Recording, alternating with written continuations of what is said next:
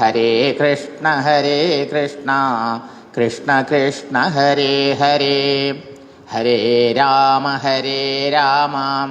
രാമ രാമ ഹരേ ഹരേ, ഹരേ കൃഷ്ണ കൃഷ്ണ കൃഷ്ണ ഹരേ ഹരേ, ഹരേ രാമ രാമ രാമ ഹരേ ഹരേ, ഹരേ കൃഷ്ണ കൃഷ്ണ കൃഷ്ണ ഹരേ ഹരേ, ഹരേ രാമ രാമ രാമ ഹരേ ഹരേ, ഹരേ കൃഷ്ണ കൃഷ്ണ കൃഷ്ണ ഹരേ ഹരേ, ഹരേ രാമ രാമ രാമ ഹരേ ഹരേ, ഹരേ കൃഷ്ണ കൃഷ്ണ കൃഷ്ണ ഹരേ ഹരേ, ഹരേ രാമ രാമ രാമ ഹരേ ഹരേ, ഹരേ കൃഷ്ണ കൃഷ്ണ ഹരേ ഹരേ, ഹരേ രാമ രാമ ഹരേ ഹരേ, ഹരേ കൃഷ്ണ കൃഷ്ണ ഹരേ ഹരേ, ഹരേ രാമ രാമ ഹരേ ഹരേ, ഹരേ കൃഷ്ണ കൃഷ്ണ ഹരേ ഹരേ, ഹരേ രാമ രാമ ഹരേ ഹരേ, ഹരേ കൃഷ്ണ കൃഷ്ണ ഹരേ ഹരേ, ഹരേ രാമ രാമ ഹരേ ഹരേ, ഹരേ കൃഷ്ണ കൃഷ്ണ ഹരേ ഹരേ. സർവത്ര ഗോവിന്ദനാമ സങ്കീർത്തനം. ഗോവിന്ദ ഗോവിന്ദ. ഓം ശ്രീ ഗുരുഭ്യോ നമഃ. ഓം ഗംഗണപതയേ നമഃ. ഓം സരസ്വത്യേ നമഃ. ഓം സമസ്തജനകല്യാണേ നിരതം കരുണാമയം നമാമി ചിന്മയം ദേവം സദ്ഗുരും ബ്രഹ്മവിദ്വരം.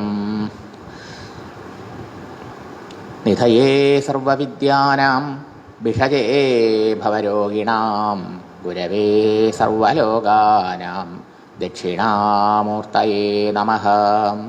സച്ചിദാനന്ദരൂപായ വിശ്വോൽപത്യാദിഹേതവേ താപത്രയവിനാശായ ശ്രീകൃഷ്ണായ വയം നുമഃ. മൂകം കരോതി വാചാലം പങ്കും ലംഘയതേ ഗിരിം യത്കൃപാതമഹം വന്ദേ പരമാനന്ദമാധവം. വ്യാസായ വിഷ്ണുരൂപായ വ്യാസരൂപായ വിഷ്ണവേ നമോ വൈ ബ്രഹ്മനിധയേ വാസിഷ്ഠായ നമോ നമഃ. യം പ്രവ്രജന്തമനുപേതമപേതകൃത്യം ദ്വൈപായനോ വിരഹകാതര ആജുഹാവ. പുത്രേരി തന്മയതയാ തരവോഭിനേതുഃ തം സർവഭൂതഹൃദയം മുനിം ആനതോസ്മി. ശ്രീമദ്ഭാഗവതാഖ്യോയം പ്രത്യക്ഷകൃഷ്ണ ഏവ ഹി സ്വീകൃതോऽസി മയാ നാഥ മുക്ത്യർത്ഥം ഭവസാഗരേ. മനോരഥോ മദീയോऽയം സഫലഃ സർവഥാ ത്വയാ നിർവിഘ്നേനൈവ കർത്തവ്യ ദാസോഹം തവ കേശവ. വന്ദേ നന്ദവ്രജസ്ത്രീണാം പാദരേണുമഭീഷ്ണശാം യാസാം ഹരികഥോൽഗീതം പുനാദിഭുവനത്രയം. ദേഹേന്ദ്രിയമനോബുദ്ധിപ്രേരകം സർവസാക്ഷിണം ശ്രീപതിം കരുണാസിന്ധും ശ്രീകൃഷ്ണം ഭാവയേ സദാ.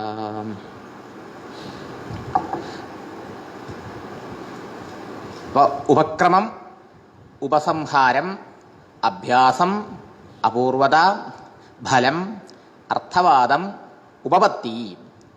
ഈ 6 കാര്യങ്ങളാണ് ഗ്രന്ഥത്തിൻ്റെ താല്പര്യം നിർണയിക്കുന്ന കാര്യത്തിൽ പ്രമാണം. ലിംഗം താല്പര്യം നിർണയം. അപ്പോൾ ഈ ഉപക്രമം കൊണ്ട് നമ്മൾ ആരംഭശ്ലോകം വസ്തുവിനെ നിർദ്ദേശിച്ചതാണ്. രണ്ടാമത്തെ ശ്ലോകം ധർമ്മപ്രോചിത കൈതവോത്ര പരമോ എന്ന് പറയുന്ന ആ ശ്ലോകം പരമധർമ്മമാണ് ഈ ഭാഗവത്തിലെ പ്രതിപാദ്യം. ആ പരമധർമ്മം എന്ന് പറയുന്നതാണ് പരിശുദ്ധമായ പ്രേമഭക്തിയാണ്. കൈതവമില്ലാത്ത ഭക്തി എന്ന് പറയുന്നത്, കൈതവമില്ലാത്ത ധർമ്മം അർത്ഥകാമങ്ങൾക്കുള്ള ഉപായമായിട്ടാണ് മഹാഭാരതത്തിൽ വേദവ്യാസ മഹർഷി പറഞ്ഞത്. അത് പരാജയമാണ് എന്നാണ് ഭാഗവതകാരൻ നമുക്ക് കാണിച്ചു തരണമെന്നർത്ഥം. അർത്ഥകാമങ്ങൾക്ക് വേണ്ടി ധർമ്മം അനുഷ്ഠിച്ചവരാണ് ഭഗവാനെ ആശ്രയിച്ചിട്ടും കൂടിയും പാണ്ഡവന്മാർക്ക് സമാധാനം ഉണ്ടായില്ല. നമ്മളും അതെ, ഈ പൂർവന്മാരുടെ കഥകളിലൂടെ ഈ വേദത്തിൽ പറഞ്ഞ ആശയങ്ങളെ സാമാന്യക്കാരെ മനസ്സിലാക്കിക്കാൻ ശ്രമിക്കുകയാണല്ലോ ഇതിഹാസ പുരാണങ്ങളിലൂടെ. അപ്പോൾ നമ്മൾ പണ്ടത്തെ കഥ കേട്ട് മിണ്ടാണ്ട് പോകരുത്. ഇത്ര നല്ല ആൾക്കാരെ എന്നല്ല ഈ പാണ്ഡവന്മാർ, സത്യത്തിനും ധർമ്മത്തിനും വേണ്ടി എന്ത് ത്യാഗം സഹിച്ചവർ, ഭഗവാനെ പൂർണ്ണമായും ആശ്രയിച്ചു. എന്നിട്ടും അവർക്ക് ക്ലേശം കുറെ അനുഭവിക്കേണ്ടി വന്നു. വനവാസം, അജ്ഞാതവാസം, ഇതൊക്കെ അനുഭവിച്ചു. അവസാനം യുദ്ധം ചെയ്ത് അവർക്കെല്ലാം കിട്ടി. രാജ്യവും കിട്ടി, ഭോഗങ്ങളും കിട്ടി, അർത്ഥവും കിട്ടി, കാമവും കിട്ടി. പക്ഷേ സമാധാനം ഉണ്ടായോ? സമാധാനം ഉണ്ടായില്ല. സമാധാനം ഉണ്ടായത് എല്ലാം നശ്വരമാണെന്ന തിരിച്ചറിവിൽ അവർ എല്ലാം വിട്ട്, നശ്വരത്തെ വിട്ട് ശാശ്വതനായ ഭഗവാനെ ആശ്രയിച്ച് സാക്ഷാത്കരിച്ചപ്പോഴാണ്. ഇങ്ങനെ കഥകൾ കേട്ടാൽ നമുക്കും ചിന്താശാലികളായ മനുഷ്യർക്ക് മനസ്സിലാവും, എല്ലാവരുടെയും സ്ഥിതി ഇത് തന്നെയാണ്. ആദ്യം ജനങ്ങൾ ആഗ്രഹങ്ങൾ പൂർത്തീകരിക്കാൻ വേണ്ടി, പണം ഉണ്ടാക്കാൻ വേണ്ടി നെട്ടോട്ടാണല്ലേ ചെറുപ്പകാലത്ത്, അല്ലേ? വീട് വയ്ക്കണം, കാറ് വാങ്ങണം, ഫ്ലാറ്റ് വാങ്ങണം, അല്ലേ? പിന്നെയോ കല്യാണം കഴിക്കണം, കുട്ടികളുണ്ടാവണം, പിന്നെ അവരെ വളർത്തണം, അവരെ നല്ല നിലയിലാക്കണം, പിന്നെ അവർക്ക് ഫ്ലാറ്റ് ഉണ്ടാക്കണം, എല്ലാം കഴിഞ്ഞു. എന്നിട്ടോ ആ അവസ്ഥയിൽ തിരിഞ്ഞു നോക്കൂ. അർത്ഥവും കാമത്തിന് വേണ്ടി ഇത്രയും കാലം ജീവിച്ചു, 60 വയസ്സ് വരെ, ശരിയല്ലേ? പക്ഷേ സന്തുഷ്ടരാണോ, കൃതാർത്ഥരാണോ? സമാധാനം, ശാന്തി വന്നോ? പൂർണ്ണമായിട്ട് കൃതാർത്ഥത വന്നോ? ഇല്ല. ഇത് മനസ്സിലാക്കിയിട്ട് ഇവർക്കൊക്കെ ഉണ്ടായ തിരിച്ചറിവ് നമുക്കും ഉണ്ടാവണം എന്നർത്ഥം. അനശ്വരൻ ഭഗവാൻ മാത്രമാണ്, ശാശ്വതമായിട്ടുള്ള ആള് ഭഗവാൻ മാത്രമാണ്. ഭഗവത് സാക്ഷാത്കാരം തന്തം ഹൃദയത്തിൽ സംഭവിക്കുമ്പോഴേ ആ ശാശ്വതമായ സംതൃപ്തി ഉണ്ടാവൂ എന്ന് പാണ്ഡവരുടെ കഥയും പഠിപ്പിക്കണം. അപ്പൊ പിന്നെ അധർമ്മത്തിലൂടെ അർത്ഥകാമങ്ങൾക്ക് പോണവരുടെ കഥ പറയേണ്ടതില്ലല്ലോ. അതാണ് കൗരവരുടെ ജീവിതം കാണിച്ചത്. അവര് പൂർവ്വം നശിച്ചു. ഇനി കാമത്തിന് വേണ്ടി ജീവിച്ചു. എത്ര സുന്ദരിമാരുണ്ടായിരുന്നു ആ രാവണന്റെ അന്തഃപുരത്തിൽ, എന്നിട്ടും അദ്ദേഹത്തിന് അതുകൊണ്ടൊന്നും സന്തോഷം ഉണ്ടായില്ല. സ്വയം നശിച്ചു, അല്ലേ? ആ കാമാസക്തി കൊണ്ട്, കൈകേയിയിൽ ആസക്തി കൊണ്ട് അത്യന്തം ദുഃഖിതനായി അങ്ങനെ രാമവിരഹത്തിൽ മരിക്കേണ്ടി വന്നു ഈ ദശരഥനും. ഇതും കാമോ പുരുഷാർത്ഥമോ അല്ലെങ്കിൽ അർത്ഥപുരുഷാർത്ഥമോ അല്ല ജീവിത ലക്ഷ്യം. മോക്ഷമാണ്, പരമാത്മപ്രാപ്തിയാണ്, ഈശ്വര സാക്ഷാത്കാരമാണ് ജീവിത ലക്ഷ്യം. അതുകൊണ്ടേ ശാശ്വതമായ സുഖവും ശാന്തിയും സമാധാനവും ഉണ്ടാവുള്ളൂ എന്ന് പറയാം. പക്ഷെ അത് സാധിക്കണമെങ്കിൽ ധർമ്മം അർത്ഥകാമങ്ങൾക്ക് വേണ്ടിയിട്ട് ഉപയോഗിക്കരുത്. പിന്നെയോ ധർമ്മം ഏതൊരു ഈശ്വരപ്രാപ്തിയാണോ ലക്ഷ്യം, ആ ഈശ്വരനെ സേവിക്കാൻ വേണ്ടി തന്നെ ഉപയോഗിക്കണം. സ്വധർമ്മേണ ഹരിതോഷണം എന്നാണ് ഭാഗവതം പറയാം. സ്വധർമ്മം കൊണ്ട് ഹരിയെ സന്തോഷിപ്പിക്കണം. ഹരിപ്രീതി, ഈശ്വരപ്രീതി. ഈശ്വരാർപ്പണം ആയിട്ട് കർമ്മങ്ങൾ അനുഷ്ഠിക്കുമ്പോൾ എന്തുണ്ടാവും? മനഃശുദ്ധി വരും. ശുദ്ധമായ മനസ്സിൽ ആത്മസ്വരൂപനായ ഭഗവാന്റെ അനുഭൂതി, സാക്ഷാത്കാരം ഉണ്ടാവും. ഇതാണ് സമ്പ്രദായം എന്നർത്ഥം. അപ്പോൾ ഇത് ആദ്യത്തെ ശ്ലോകങ്ങളിൽ പറഞ്ഞു. ആദ്യത്തെ ശ്ലോകത്തിലും ഉപസംഹാര ശ്ലോകത്തിലും പറഞ്ഞു. പിന്നെ ഇതിൻ്റെ അഭ്യാസം ആവർത്തിച്ച് നമ്മൾ കണ്ടു. പിന്നെ അപൂർവതയാണ് നമ്മൾ കാണുന്നത്. അപ്പോൾ സംശയം ചോയി ഇതിൻ്റെ സവിശേഷത, ഭാഗവതത്തിൻ്റെ സവിശേഷത, ഭക്തിയുടെ സവിശേഷത എടുത്തു പറഞ്ഞു. ജ്ഞാനമല്ലേ മോക്ഷത്തിന് കാരണം? അജ്ഞാനാണല്ലോ ബന്ധന കാരണം. സ്വരൂപ വിസ്മൃതിയാണ് അജ്ഞാനം. അതുകൊണ്ടാണ് ദേഹാദികളിൽ ഞാനെന്നും എൻ്റെ എന്നുള്ള മമത്വ ബുദ്ധി ഒന്ന് സംസാരത്തിൽ നമ്മൾ കുടുങ്ങി പോകുന്നർത്ഥം. അതിന് ജ്ഞാനം ഉണ്ടാവല്ലേ വേണ്ടത്? ഭക്തി കൊണ്ട് എങ്ങനെയാണ് ഈ സാക്ഷാത്കാരം ഉണ്ടാവുക, ഈ മുക്തി ഉണ്ടാവുക എന്ന് ചോദിച്ചപ്പോൾ അതിന് പറഞ്ഞു, ഭക്തിയും അനുഭൂതിയിൽ എവിടെ എത്തിച്ചേരുന്നത്? സച്ചിദാനന്ദ സ്വരൂപനായ ഭഗവാനിലാണ് എത്തിച്ചേരുന്നത്. അദ്വൈതത്തിലാണ് ഭക്തിയും അവസാനിക്കുന്നത്, എത്തിച്ചേരുന്നത്. അദ്വൈത പര്യവസായി എന്ന് പറയുന്നത്. എങ്ങനെ പറയാം? നമുക്ക് ഉദാഹരണങ്ങൾ പലതും കാണാം. ഭാഗവതത്തിൽ തന്നെ പ്രതിപാദിച്ചിട്ടുണ്ട്. ദേവഹൂതിക്ക് കപില ഭഗവാൻ ഉപദേശം കൊടുത്തു. യോഗവും സാഖ്യവും ഒക്കെ ഉപദേശിച്ചു, ഭക്തിയും ഉപദേശിച്ചു. ആ ദേവി ഭക്തി മാർഗത്തിലൂടെ ഭഗവാന്റെ കോമളരൂപത്തെ ധ്യാനിച്ചു. അതിസുന്ദരമായ ഭഗവാന്റെ കേശാദിപാദവും പാദാദി കേശവും ധ്യാനിക്കുന്ന സമ്പ്രദായമൊക്കെ ഉപദേശിച്ചു കൊടുത്തു. അങ്ങനെ ഭഗവാനെ ഹൃദയത്തിൽ അങ്ങനെ പാദം മുതൽ ഓരോ അവയവങ്ങളായി ശ്രദ്ധിച്ച് പരിമുഖം വരെ എത്തി പൂർണ്ണമായ രൂപത്തെ ഹൃദയത്തിൽ കണ്ട് ക്രമേണ ഭഗവാന്റെ ഓരോ അവയവങ്ങളെ മാത്രം കേന്ദ്രീകരിച്ച് ശ്രദ്ധ ഏകാഗ്രമാക്കി. പിന്നീട് ആ മനസ്സിനെ സുന്ദരമായ മന്ദഹാസം പൊഴിക്കുന്ന മുഖാരവിന്ദത്തിലേക്ക് കൊണ്ടുവരണം എന്നും ആ മുഖാരവിന്ദം മാത്രം കണ്ടുകൊണ്ടിരിക്കണം എന്നും പറഞ്ഞു. പിന്നീട് മുഖാരവിന്ദത്തു നിന്ന് ആ കണ്ണ്, കാത്, അതുപോലെ ഇതൊക്കെ അതൊന്നൊക്കെ ശ്രദ്ധ അടർത്തിയെടുത്ത് ആ രണ്ട് ചുണ്ടുകളെയും ചുണ്ടുകളുടെ ഇടയിൽ തത്തിക്കളിക്കുന്ന പുഞ്ചിരിയെയും മാത്രം കാണണം, ധ്യാനിക്കണം എന്ന് പറഞ്ഞു. അങ്ങനെ ആ പുഞ്ചിരിയാണ് അവസാനത്തെ ചിന്ത, ചരമവൃത്തി എന്നാണ് പറഞ്ഞത്. ആ ധ്യാനത്തിൻ്റെ ആ ധന്യ മുഹൂർത്തത്തിൽ മനസ്സ് ആ ഭഗവത് പുഞ്ചിരിയിൽ അലിഞ്ഞു പോകും. അതോടുകൂടി എന്താവും? മനസ്സാണ് അവിടെ ആ രൂപമായിട്ടിരുന്നതും അതിനെ കാണുന്ന താനായിട്ടിരുന്നതും. മനസ്സ് ലയിച്ചു പോകുന്നതോടി എന്തായി? ധ്യാനിക്കുന്ന താനും ധ്യേയമായ ഭഗവത് സ്വരൂപവും ഒന്നായി തീരെ, രണ്ടില്ലാണ്ടായി എന്നർത്ഥം. അപ്പോൾ തുടക്കത്തിൽ എന്തുണ്ട്? ധ്യാനിക്കുന്ന ഞാനുണ്ട്, ധ്യാനിക്കപ്പെടുന്ന ഭഗവാനുണ്ട്, ധ്യേയം എന്നാണ് അതിന് പറയാം. ധ്യാനിക്കലുണ്ട്, മൂന്നുണ്ടല്ലേ? ധ്യാതാവ് ധ്യാനിക്കുന്നവൻ, ധ്യേയവസ്തു ഭഗവത് സ്വരൂപം, ധ്യാനം എന്ന പ്രക്രിയ. ഇതിനാണ് ത്രിപുടി എന്ന് പറയും ശാസ്ത്രീയമായിട്ട്. ഈ ത്രിപുടി മുടിയണം എന്നാണ്. അപ്പം ധ്യാനത്തിൽ എന്താവും? ഭഗവാന്റെ സർവാംഗസുന്ദരമായ രൂപത്തെയാണ് ധ്യാനിച്ചു തുടങ്ങിയത്. ക്രമേണ അവിടുന്ന് അതിസുന്ദരമായിട്ടുള്ളതായ മുഖാരവിന്ദം കണ്ടു, പിന്നെ പുഞ്ചിരി മാത്രമായി.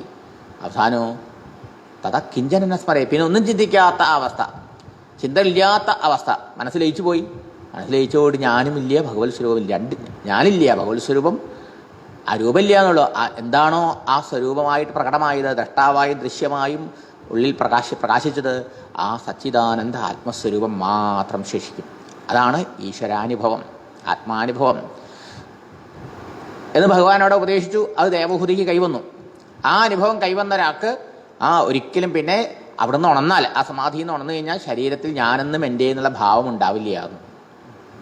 യഥാ പുത്രാച്ച വിത്താച്ച, എങ്ങനെയാണോ എൻ്റെ മകൻ, എൻ്റെ വീട്, എൻ്റെ വസ്തു എന്നൊക്കെ നമ്മൾ പറയുമ്പോൾ അത് ഞാനല്ല എന്ന് സ്പഷ്ടവും വ്യക്തവുമായി നമുക്ക് ബോധ്യമുള്ളത്, ഇതുപോലെ എൻ്റെ ദേഹം, എൻ്റെ ഇന്ദ്രിയങ്ങൾ, എൻ്റെ പ്രാണൻ, എൻ്റെ മനസ്സ്, ഇതൊന്നും ഞാനല്ല, എന്നിൽ നിന്ന് ഭിന്നമാണെന്ന് അതിനെപ്പോലും വേറിട്ട് കാണാൻ ആ ഭക്തന് സാധിക്കും. ആ ഭക്തൻ മുക്തനായി കഴിഞ്ഞു എന്നർത്ഥം. അപ്പോൾ ആ ഭക്തിയും അനുഭൂതിയിൽ എവിടെത്തി? അദ്വൈതത്തിലെത്തി.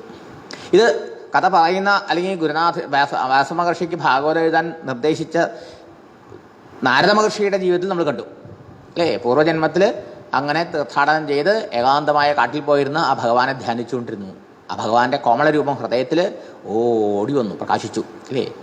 ആ ഭഗവത് സ്വരൂപം മനസ്സിൽ കണ്ട് എല്ലാം മറന്ന് താൻ മനസ്സങ്ങോട്ട് ലയിച്ച് താനും അതിലില്ലാണ്ടായി. ആനന്ദ സംപ്ലവേ ലീന നാവശ്യമുഭയം മുനേ എന്നാ പറഞ്ഞത്.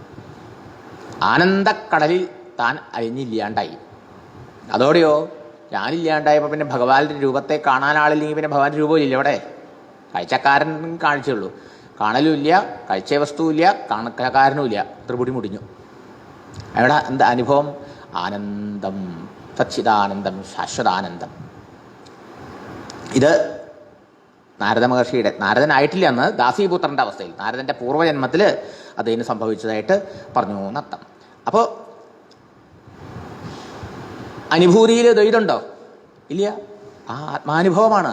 അങ്ങനെ അദ്വൈതത്തിലാണ് ഈ ഭക്തിയും ചെന്നെത്തിച്ചേരുന്നതെന്ന് അർത്ഥം. അപ്പോൾ ചുരുക്കത്തിൽ ആ അദ്വൈത അനുഭവത്തിനുള്ള ഹൃദയത്തിൻ്റെ മാർഗം ഉദ്ഘാടനം ചെയ്യുകയാണ് ശ്രീമദ് ഭാഗവതത്തിലൂടെ വേദവ്യാസ മഹർഷി ചെയ്തത്.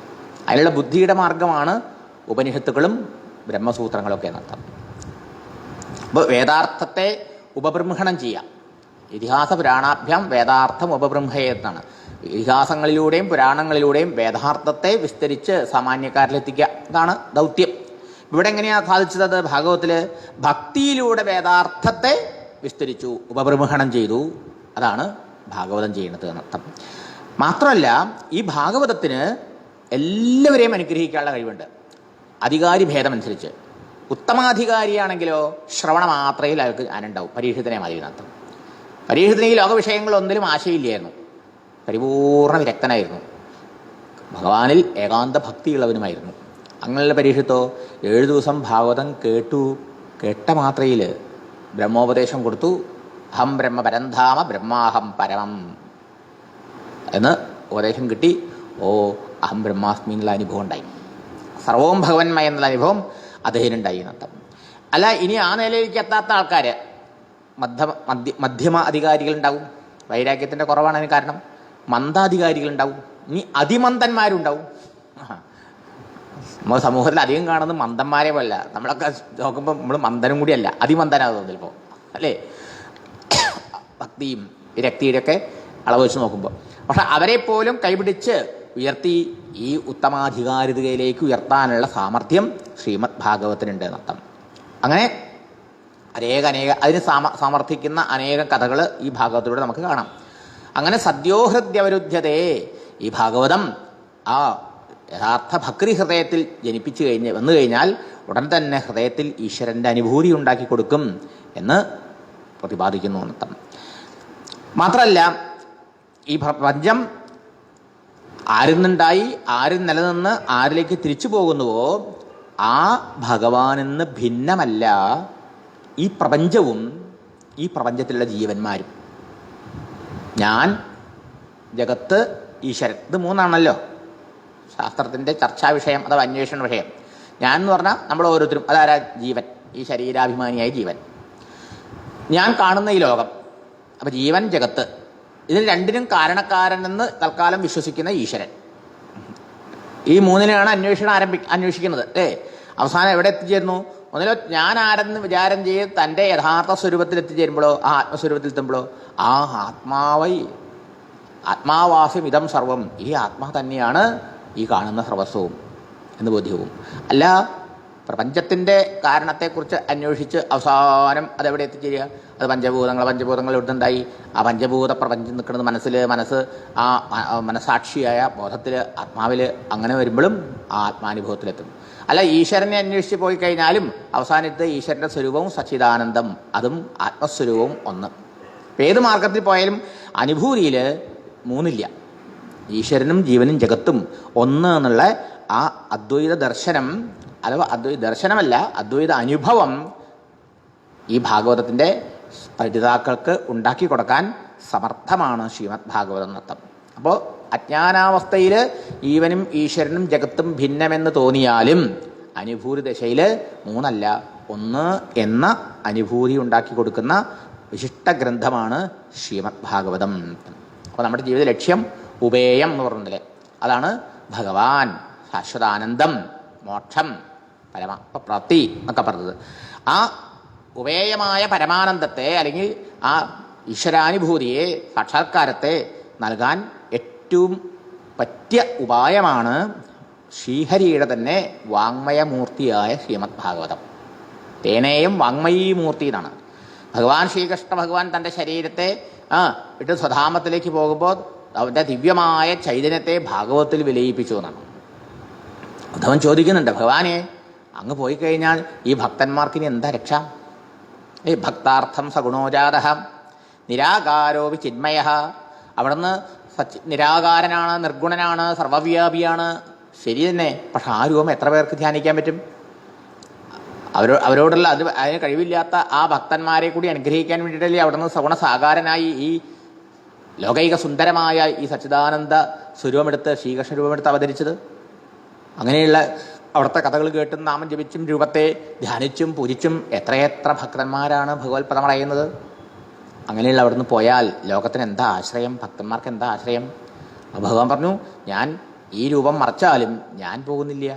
ഞാൻ എന്ന ആ സച്ചിദാനന്ദ ചൈതന്യത്തെ ഈ ശ്രീമദ് ഭാഗവതത്തിൽ ഞാൻ വിലയിപ്പിക്കുകയാണ് എന്നർത്ഥം. അങ്ങനെയും ഭാഗവതം ഭഗവാന്റെ പ്രത്യക്ഷ സ്വരൂപമായി. ഭാഗവതം എന്ന് പറഞ്ഞാൽ ഭഗവാൻ ശ്രീകൃഷ്ണനും ഭാഗവതവും രണ്ടല്ല, ഭഗവാനും ഭാഗവതവും രണ്ടല്ല.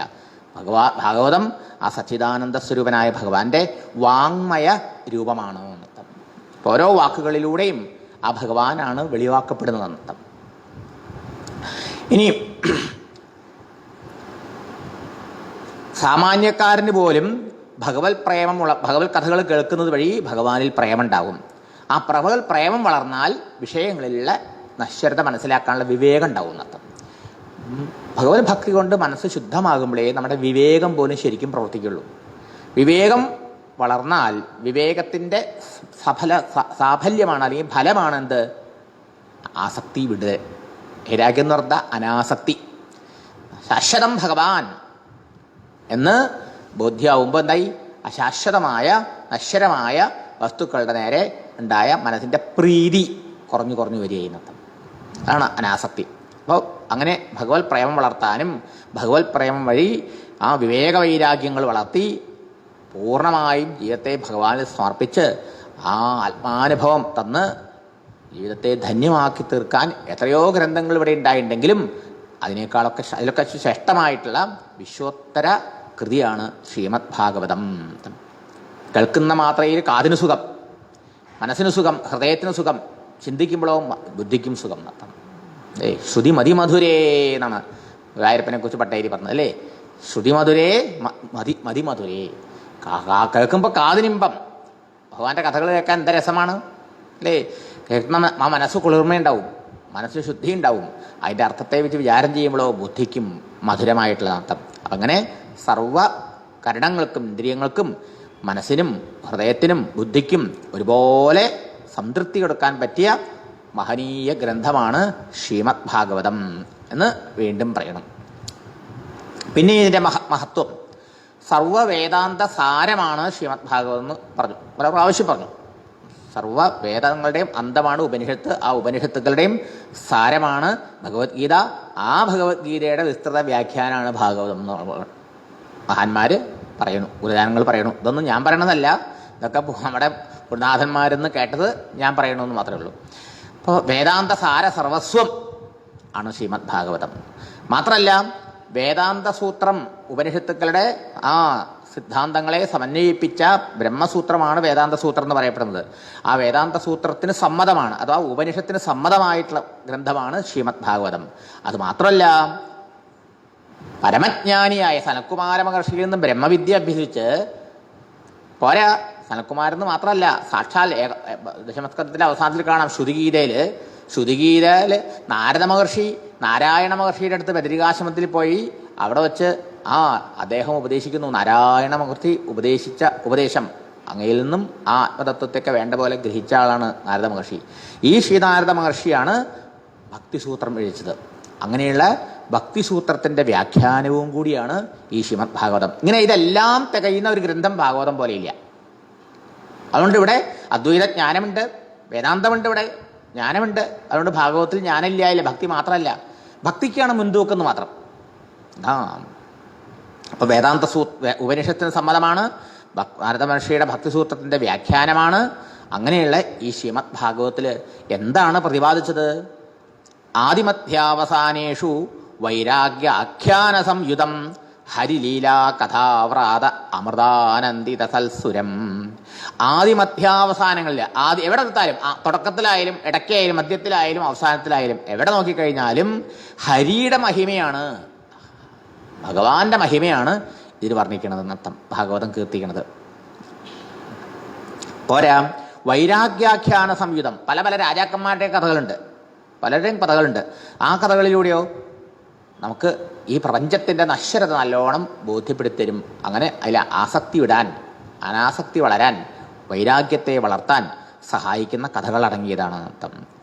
എല്ലാവരെയും ഒരുപോലെ അനുഗ്രഹിക്കുന്നതാണ്. വിഷയങ്ങളിൽ ആസക്തന്മാരായ ആളുകളെ അനുഗ്രഹിക്കും. വിഷയവിരക്തന്മാരായ ആളുകൾക്കും യോഗികൾക്കും ത്യാഗികൾക്കും ഭക്തന്മാർക്കും പോരാ, മുക്തന്മാർക്കും ശ്രീനാരദനെ പോലെയും വേദവ്യാസ മഹർഷിയെ പോലെയും ശുഖബ്രഹ്മർഷിയെ പോലെയുള്ള ജീവൻ മുക്തന്മാർക്കും, അവരൊക്കെ ജീവൻ മുക്തന്മാരാ. അവർ പോലും എഴുതിയതും പാടിയതും ഈ ശ്രീമദ് ഭാഗവതമാണ് അർത്ഥം. അത്രയും ഹൃദ്യമായിട്ടുള്ളതാണ്, അവർ പോലും സേവിച്ചുകൊണ്ടിരിക്കുന്നതാണ് ഈ ശ്രീമദ് ഭാഗവതം. പോരാ, സജ്ജനങ്ങളായ മനുഷ്യരെയൊക്കെ ആകർഷിക്കണോ, പോരാ, ദേവന്മാരെ പോലും ആനന്ദിപ്പിക്കുന്നതാ. ദേവന്മാർ പോലും ദേവലോകത്തെ അമൃതിനേക്കാളും മേലെയാണ് ഭാഗവതം എന്ന് പറഞ്ഞിട്ടല്ലേ പരീക്ഷത്തിന് ഭാഗവതം ഉപദേശിക്കുമ്പോൾ അവിടെ വന്ന് ആ അമൃത് കൊടുത്ത് ഈ അമൃത് തരുമെന്ന് ചോദിച്ചത്. അപ്പോൾ ദേവന്മാർക്ക് പോലും ആ ആനന്ദത്തെ കൊടുക്കുന്നതാണ് ശ്രീമദ് ഭാഗവതം. അങ്ങനെയുള്ള ഈ ശ്രീമദ് ഭാഗവതം ഒരു സദസ്സിൽ വരണ വരെ മാത്രമേ അന്യഗ്രന്ഥങ്ങൾക്ക് അവിടെ സ്ഥാനമുള്ളൂ എന്നാണ്. രാജന്തേ താവത് അന്യാനി പുരാണാനി സദാങ്കണേ യാവന്ന ദൃശ്യതേ സാക്ഷാൽ ശ്രീമദ് ഭാഗവതം പരം. സജ്ജനങ്ങളുടെ സദസ്സിൽ ഈ ഭാഗവതം എഴുന്നള്ളിയാൽ പിന്നെ മറ്റ് ഗ്രന്ഥങ്ങൾക്കൊന്നും പ്രസക്തി ഇല്ലാണ്ടായി. മൃഗങ്ങളിൽ സിംഹം വന്നാൽ പിന്നെ മറ്റുള്ള മൃഗങ്ങൾക്കൊന്നും പ്രസക്തി ഇല്ലാണ്ടായി അല്ലേ? ഇതുപോലെയാണ് അർത്ഥം. അതുപോലെ ഭാഗവതത്തിലെ അമൃതരസം അനുഭവിച്ച ആൾക്ക് പിന്നെ മറ്റൊന്നിലും രുചിയും താല്പര്യവും തോന്നില്ല എന്നർത്ഥം. അതുകൊണ്ട് ഭാഗവതത്തിൽ അഭിരുചി വളർത്തിയെടുക്കുന്നത് വളരെ വളരെ ആവശ്യം. ഇനി ആധ്യാത്മിക സാധനകളിൽ, സാക്ഷാത്കാരത്തിനുള്ള സാധനകളിൽ എളുപ്പം സുലഭവും സുഗമവുമായിട്ടുള്ളത് ഭക്തിയാണെന്ന് തൻ്റെ ഭക്തിസൂത്രത്തിൽ നാരദ മഹർഷിയും ഭാഗവതത്തിലൂടെ വേദവ്യാസ മഹർഷിയും നമുക്ക് പഠിപ്പിച്ചു തരുന്നുണ്ട്. അപ്പോൾ എല്ലാ ദുഃഖങ്ങളും ഇല്ലാണ്ടാക്കാനും ശാശ്വതമായിട്ടുള്ളതായ സുഖം ഉണ്ടാവാനും ആണ് എല്ലാവരും പരിശ്രമിക്കണമെന്ന് പറഞ്ഞു. ദുഃഖനിവൃത്തിയും സുഖപ്രാപ്തിയാണ് എല്ലാവരും ജീവിത ലക്ഷ്യം. അതിന് ശ്രീമദ് ഭാഗവതം പോലെ സഹായകമായിട്ട് മറ്റൊരു ഗ്രന്ഥമില്ല എന്നാണ് അർത്ഥം. പക്ഷേ ആ ഭാഗവതം നമുക്ക് കിട്ടണമെങ്കിൽ എളുപ്പമല്ല. ധാരാളം സുഹൃത്തുണ്ടെങ്കിൽ മാത്രമേ ജന്മാന്തരേ ഭവേത് പുണ്യം തഥാ ഭാഗവതം ലഭ്യതെന്ന അത്രയും സുഹൃതശാലികൾക്കാണ് ശ്രീമദ് ഭാഗവതം എന്ന കൽപ്പവൃക്ഷത്തിൻ്റെ ചോട്ടിലേ ആ കുളിർക്കാറ്റൊക്കെ ഏറ്റിട്ടേ അതിലെ സ്വാദിഷ്ടമായ ആ പഴമൊക്കെ അനുഭവിക്കാനുള്ള ഭാഗ്യം ഉണ്ടാവുള്ളൂ എന്ന് പറയാം അർത്ഥം. ഇനി അതിന് താല്പര്യം ഉണ്ടാവാനും ഭക്തി ഉണ്ടാവാനും മുഖ്യമായിട്ട് വേണ്ടതെന്താ? മുഖ്യതസ്തു മഹത്കൃപയൈവ. നാരദ മഹർഷി പറയും ഭക്തിസൂത്രത്തിൽ, ഭക്തി ഉണ്ടാവണമെങ്കിൽ മഹാത്മാക്കളുടെ അടുക്കലേക്ക് പോകണം, അവരെ സേവിക്കണം എന്നർത്ഥം. അവരുടെ അനുഗ്രഹമാണ് പ്രധാനമായിട്ട് വേണ്ടത്. പിന്നെയോ ഭഗവത് കൃപ അല്പം ഉണ്ടായാലും മതി എന്നാണ് നാരദൻ്റെ അഭിപ്രായം. അത് തെളിവെന്താ? താൻ തന്നെ പറഞ്ഞു അല്ലേ? സത്സംഗം കൊണ്ടും മഹാത്മാക്കളുടെ കൃപ കൊണ്ടും കഴിഞ്ഞ ജന്മത്തിൽ ദാസീപുത്രനായ കുട്ടി ഈ ജന്മത്തിലോ ദേവർഷി നാരദനായി. സർവർക്കും നാരായണനെ കൊണ്ടുകൊടുക്കുന്ന നാരദനായി എന്നർത്ഥം അല്ലേ? നാരായണനെ എല്ലാവർക്കും ദാനം ചെയ്യുന്നു, പോരാ നാരത്തെ ദാനം ചെയ്യുന്നു. ആ നാരായണനെ അടയാനുള്ള ആ പരമാത്മജ്ഞാനത്തെ ദാനം ചെയ്യുന്നു ശ്രീനാരദ മഹർഷി എന്ന് പറഞ്ഞ എന്താർത്ഥം? സർവലോക ഗുരുവായി നത്തം, സർവലോക വന്ധ്യനായി മാറി നത്തം, സർവരാലും ആരാധ്യനായി മാറി നത്തം. പോരാ അസുരകുമാരൻ പരമഭാഗവതനായി അല്ലേ? പ്രഹ്ലാദൻ അസുരകുമാരനാ, പക്ഷേ ലോകർക്ക് മാതൃകയായി പരമഭാഗവതനായി.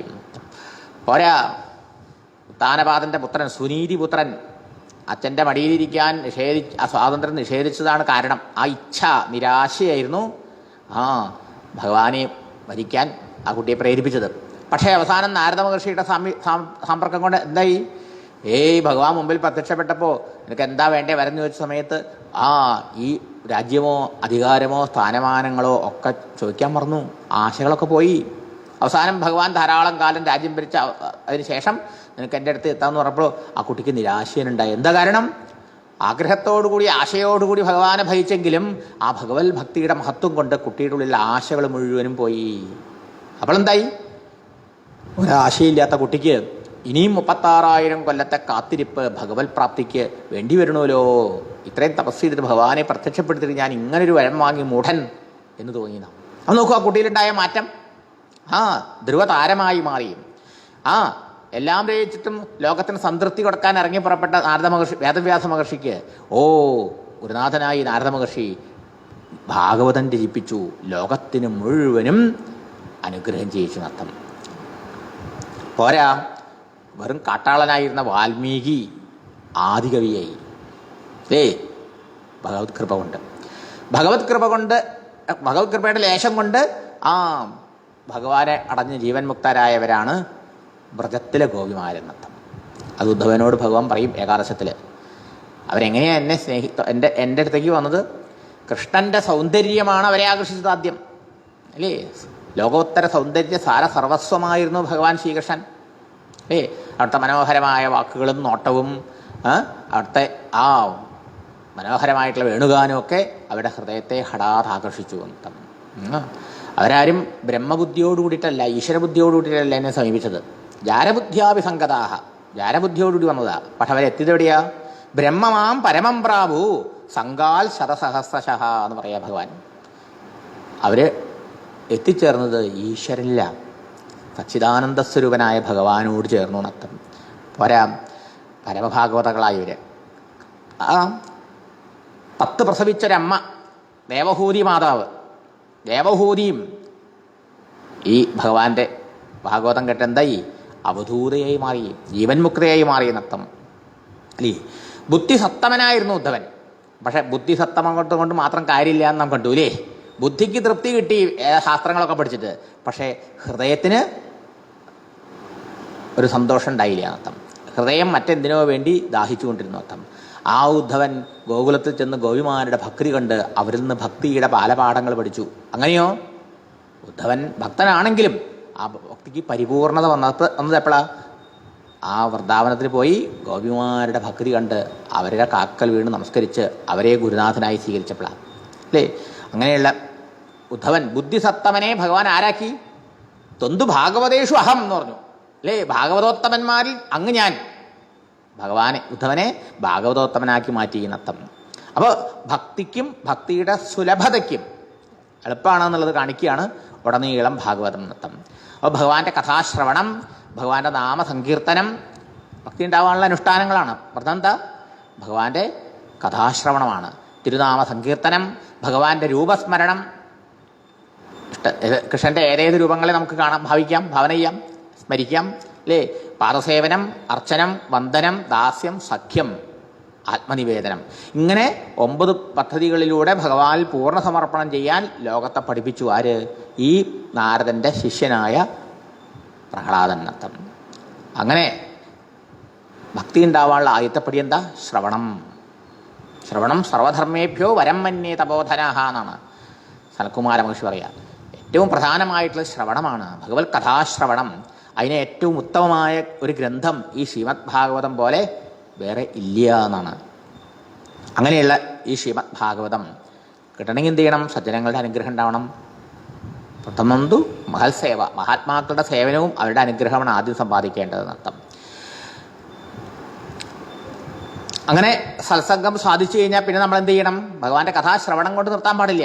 ശ്രവണം, കീർത്തനം, ഭഗവാൻ നാമം ജപിക്കണം, നാമസങ്കീർത്തനം, ലജ്ജയില്ലാതെ ഉച്ചത്തിൽ ഹരേ രാമ രാമ രാമ ഹരേ ഹരേ, ഹരേ കൃഷ്ണ കൃഷ്ണ കൃഷ്ണ ഹരേ ഹരേ. അതോ അല്ലെങ്കിൽ അവനവൻ്റെ മന്ത്രം, ഇഷ്ടദേവൻ്റെ മന്ത്രം, നാരായണാന്നോ നമശിവായാന്നോ ഏത് മന്ത്രമാണോ ആ തിരുനാമത്തെ നിരന്തരം ജപിക്കാറാകണം നൃത്തം. എന്താ അതിൻ്റെ പ്രയോജനം? ഭഗവാന്റെ നാമസങ്കീർത്തനം സർവ പാപങ്ങളെയും നശിപ്പിക്കുന്നതാണ്. സർവ നെഗറ്റിവിറ്റീസിനെയും, ഇന്നത്തെ ഭാഷയിൽ പറഞ്ഞാൽ പാപം എന്ന് പറഞ്ഞ ആൾക്കാർക്ക് മനസ്സിലാവില്ലേ, നെഗറ്റിവിറ്റീസിനെ ഇല്ലാണ്ടാക്കി തീർക്കണം അർത്ഥം. മനസ്സിലായില്ലേ? സർവവിധ ദുർവാസനകളെയും ദുസ്വഭാവങ്ങളെയും നശിപ്പിക്കുന്നതാണ് അർത്ഥം. അങ്ങനെ മനസ്സിനെ ശുദ്ധീകരിക്കുന്നതാണ്. ഏതത് നിർവിദ്യമാനാനാം ഇച്ഛതാം അഗതോ ഭയം യോഗിനാം നൃപനിർണീതം ഹരേഹേ നാമാനുകീർത്തനം. എന്ത്? ഏതത് ഈ ശ്രീമദ് ഭാഗവതം നിർവിദ്യമാനാനാം, വിഷയങ്ങളിൽ വിരക്തി വന്നവർക്ക്, വിരാഗികൾക്ക് പോരാ, വിഷയങ്ങളിൽ ആസക്തിയുള്ള ആൾക്കാർക്ക്, രാഗികൾക്കും വിരാഗികൾക്കും, അതുപോലെ സാധകന്മാർക്കും സിദ്ധന്മാർക്കും എല്ലാവർക്കും അഭയപ്രദമായി നിശ്ചയിച്ചിട്ടുള്ളത് അകുതോഭയം, എങ്ങനെന്നും ഭയമില്ലാത്ത ആ അഭയപദം. അഭയം പദം തന്നെയാണ് ഭഗവത് പദം, അത് തന്നെയാണ് മോക്ഷം. അഭയം വൈ പ്രാപ്തോസി ജനക എന്നാണ് ജനകന് ഗുരുനാഥൻ കൊടുക്കുന്ന സർട്ടിഫിക്കറ്റ്. നീ അഭയപദം പ്രാപിച്ചു കഴിഞ്ഞു, നീ കൈവരിച്ചു കഴിഞ്ഞു എന്ന്. ആ ഭഗവാനെ, അഭയം എന്നുള്ളത് ഭഗവാന്റെ ഒരു പര്യായമാണ്. അപ്പോൾ അകുതോ ഭയം, എങ്ങനെന്നും ഭയമാണ് നമുക്കിപ്പോൾ അല്ലേ. എല്ലായിടത്തും ഭയമാണ്. ഏറ്റവും വലിയ ഭയം മരണഭയവും. അപ്പോൾ ഈ മരണഭയം പോലും ദേഹപര്യന്ത കൊണ്ടാണ്. ആത്മാവിന് ജനനമോ മരണമോ നാശമില്ല. ആ ജനനമരണരഹിതമായി ശാശ്വതമായിരിക്കുന്ന ആ ഈശ്വര സ്വരൂപമായ ആത്മാവാണ് നാം എന്ന സാക്ഷാത്കാരം കൊണ്ട് മാത്രമേ എങ്ങനെന്നും ഭയമില്ലാത്ത അഭയപദപ്രാപ്തി ഉണ്ടാവുള്ളൂ. അതാഗ്രഹിക്കുന്നു എങ്കിൽ എന്ത് ചെയ്യണം? ഈ ശ്രീമദ് ഭാഗവത്തെ ശ്രവണം ചെയ്യണം. ഈ ശ്രീമദ് ഭാഗവതം കേൾക്കുന്ന എല്ലാവർക്കും ആ അഭയപദം കൈവരിക്കാൻ സാധിക്കും. അതിനെളുപ്പമായിട്ടുള്ളത് യോഗിനാം നൃപനിർണീതം ഹരേർ നാമാനുകീർത്തനം. അതിനെന്തേ വേണ്ടു? ഭഗവാന്റെ കഥകൾ കേൾക്കുക, ഭഗവാന്റെ നാമത്തെ നിരന്തരം ജപിക്കുക എന്നർത്ഥം. പ്രത്യേകിച്ചും ഈ യുഗധർമ്മം കൂടിയും എന്താണ്? നാമസങ്കീർത്തനമാണെന്നർത്ഥം. ഈ യുഗത്തിൽ കലികാലത്തിലെല്ലാം ആൾക്കാർ വലിയ വലിയ ആശയങ്ങളെക്കുറിച്ച് പ്രസംഗമേ ഉള്ളൂ. അധിക പ്രസംഗികളുടെ കാലമാണത്. പക്ഷേ ഒന്നും ഈ പ്രസംഗിക്കണമെന്നൊന്നും ജീവിതത്തിൽ അനുഷ്ഠിക്കില്ല, ആചരിക്കില്ല എന്നർത്ഥം. ആചാരപ്രഭവോ ധർമ്മ എന്നാണ്. ധർമ്മം ആചരണത്തിലൂടെ ഉണ്ടാവുള്ളൂ, വളരുള്ളൂ. അതുകൊണ്ട് പ്രസംഗം കൊണ്ടുണ്ടാവില്ല. പുസ്തകം എഴുതിയിട്ടോ പ്രസംഗിച്ചിട്ടോ ഒന്നും ധർമ്മപ്രചരണം സാധ്യമല്ല. മറിച്ചോ ആചരണത്തിലൂടെ ഉണ്ടാവുള്ളൂ എന്നർത്ഥം.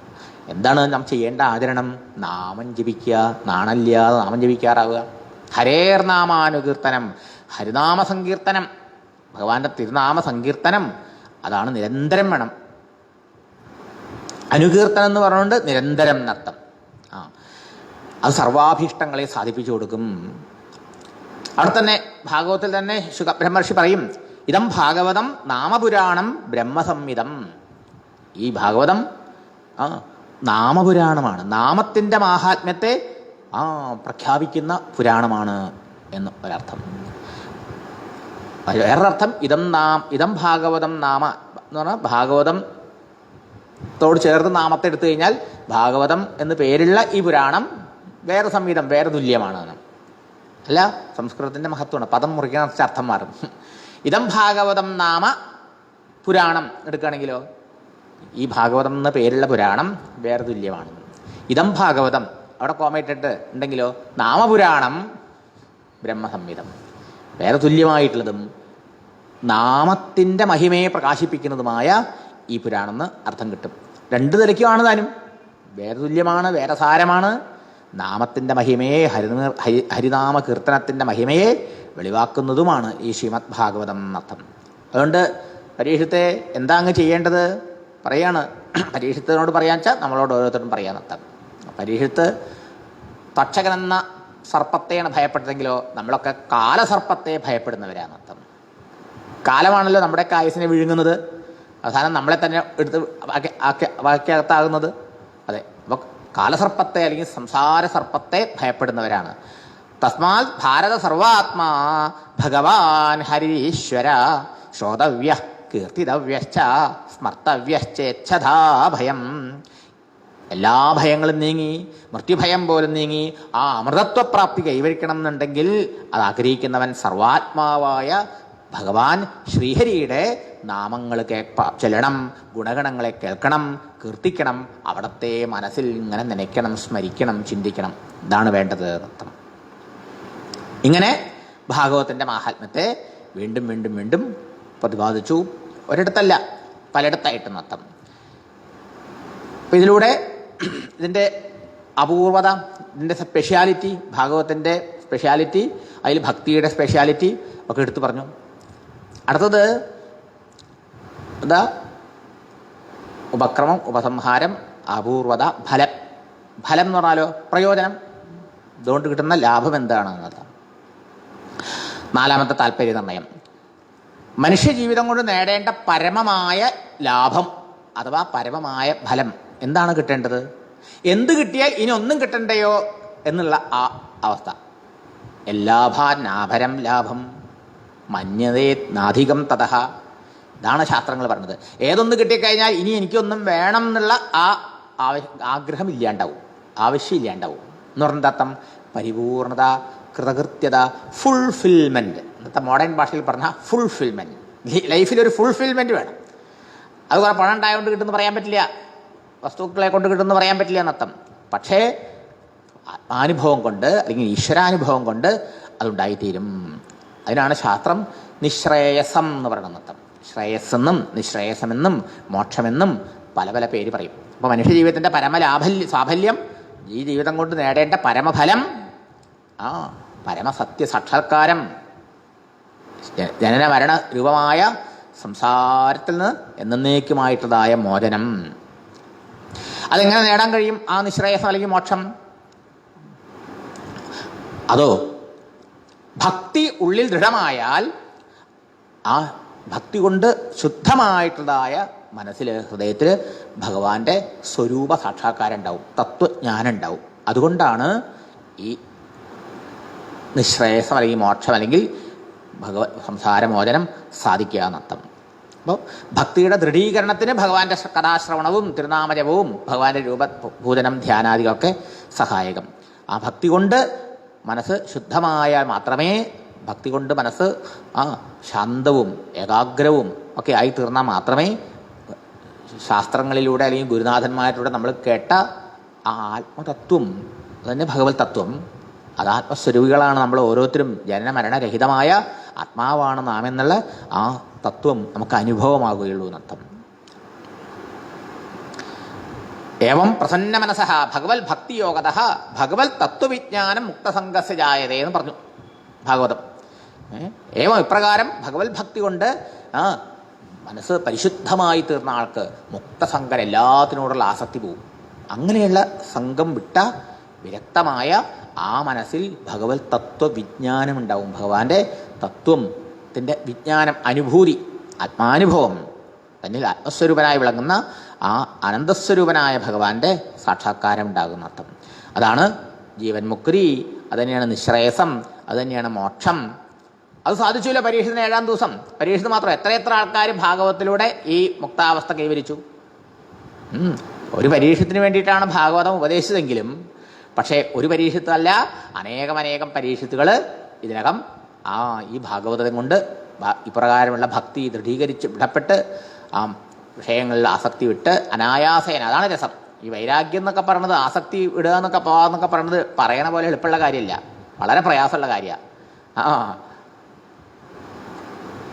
പക്ഷേ അത് അനായാസേന സംഭവിക്കുന്നു ഭക്തി കൊണ്ട്.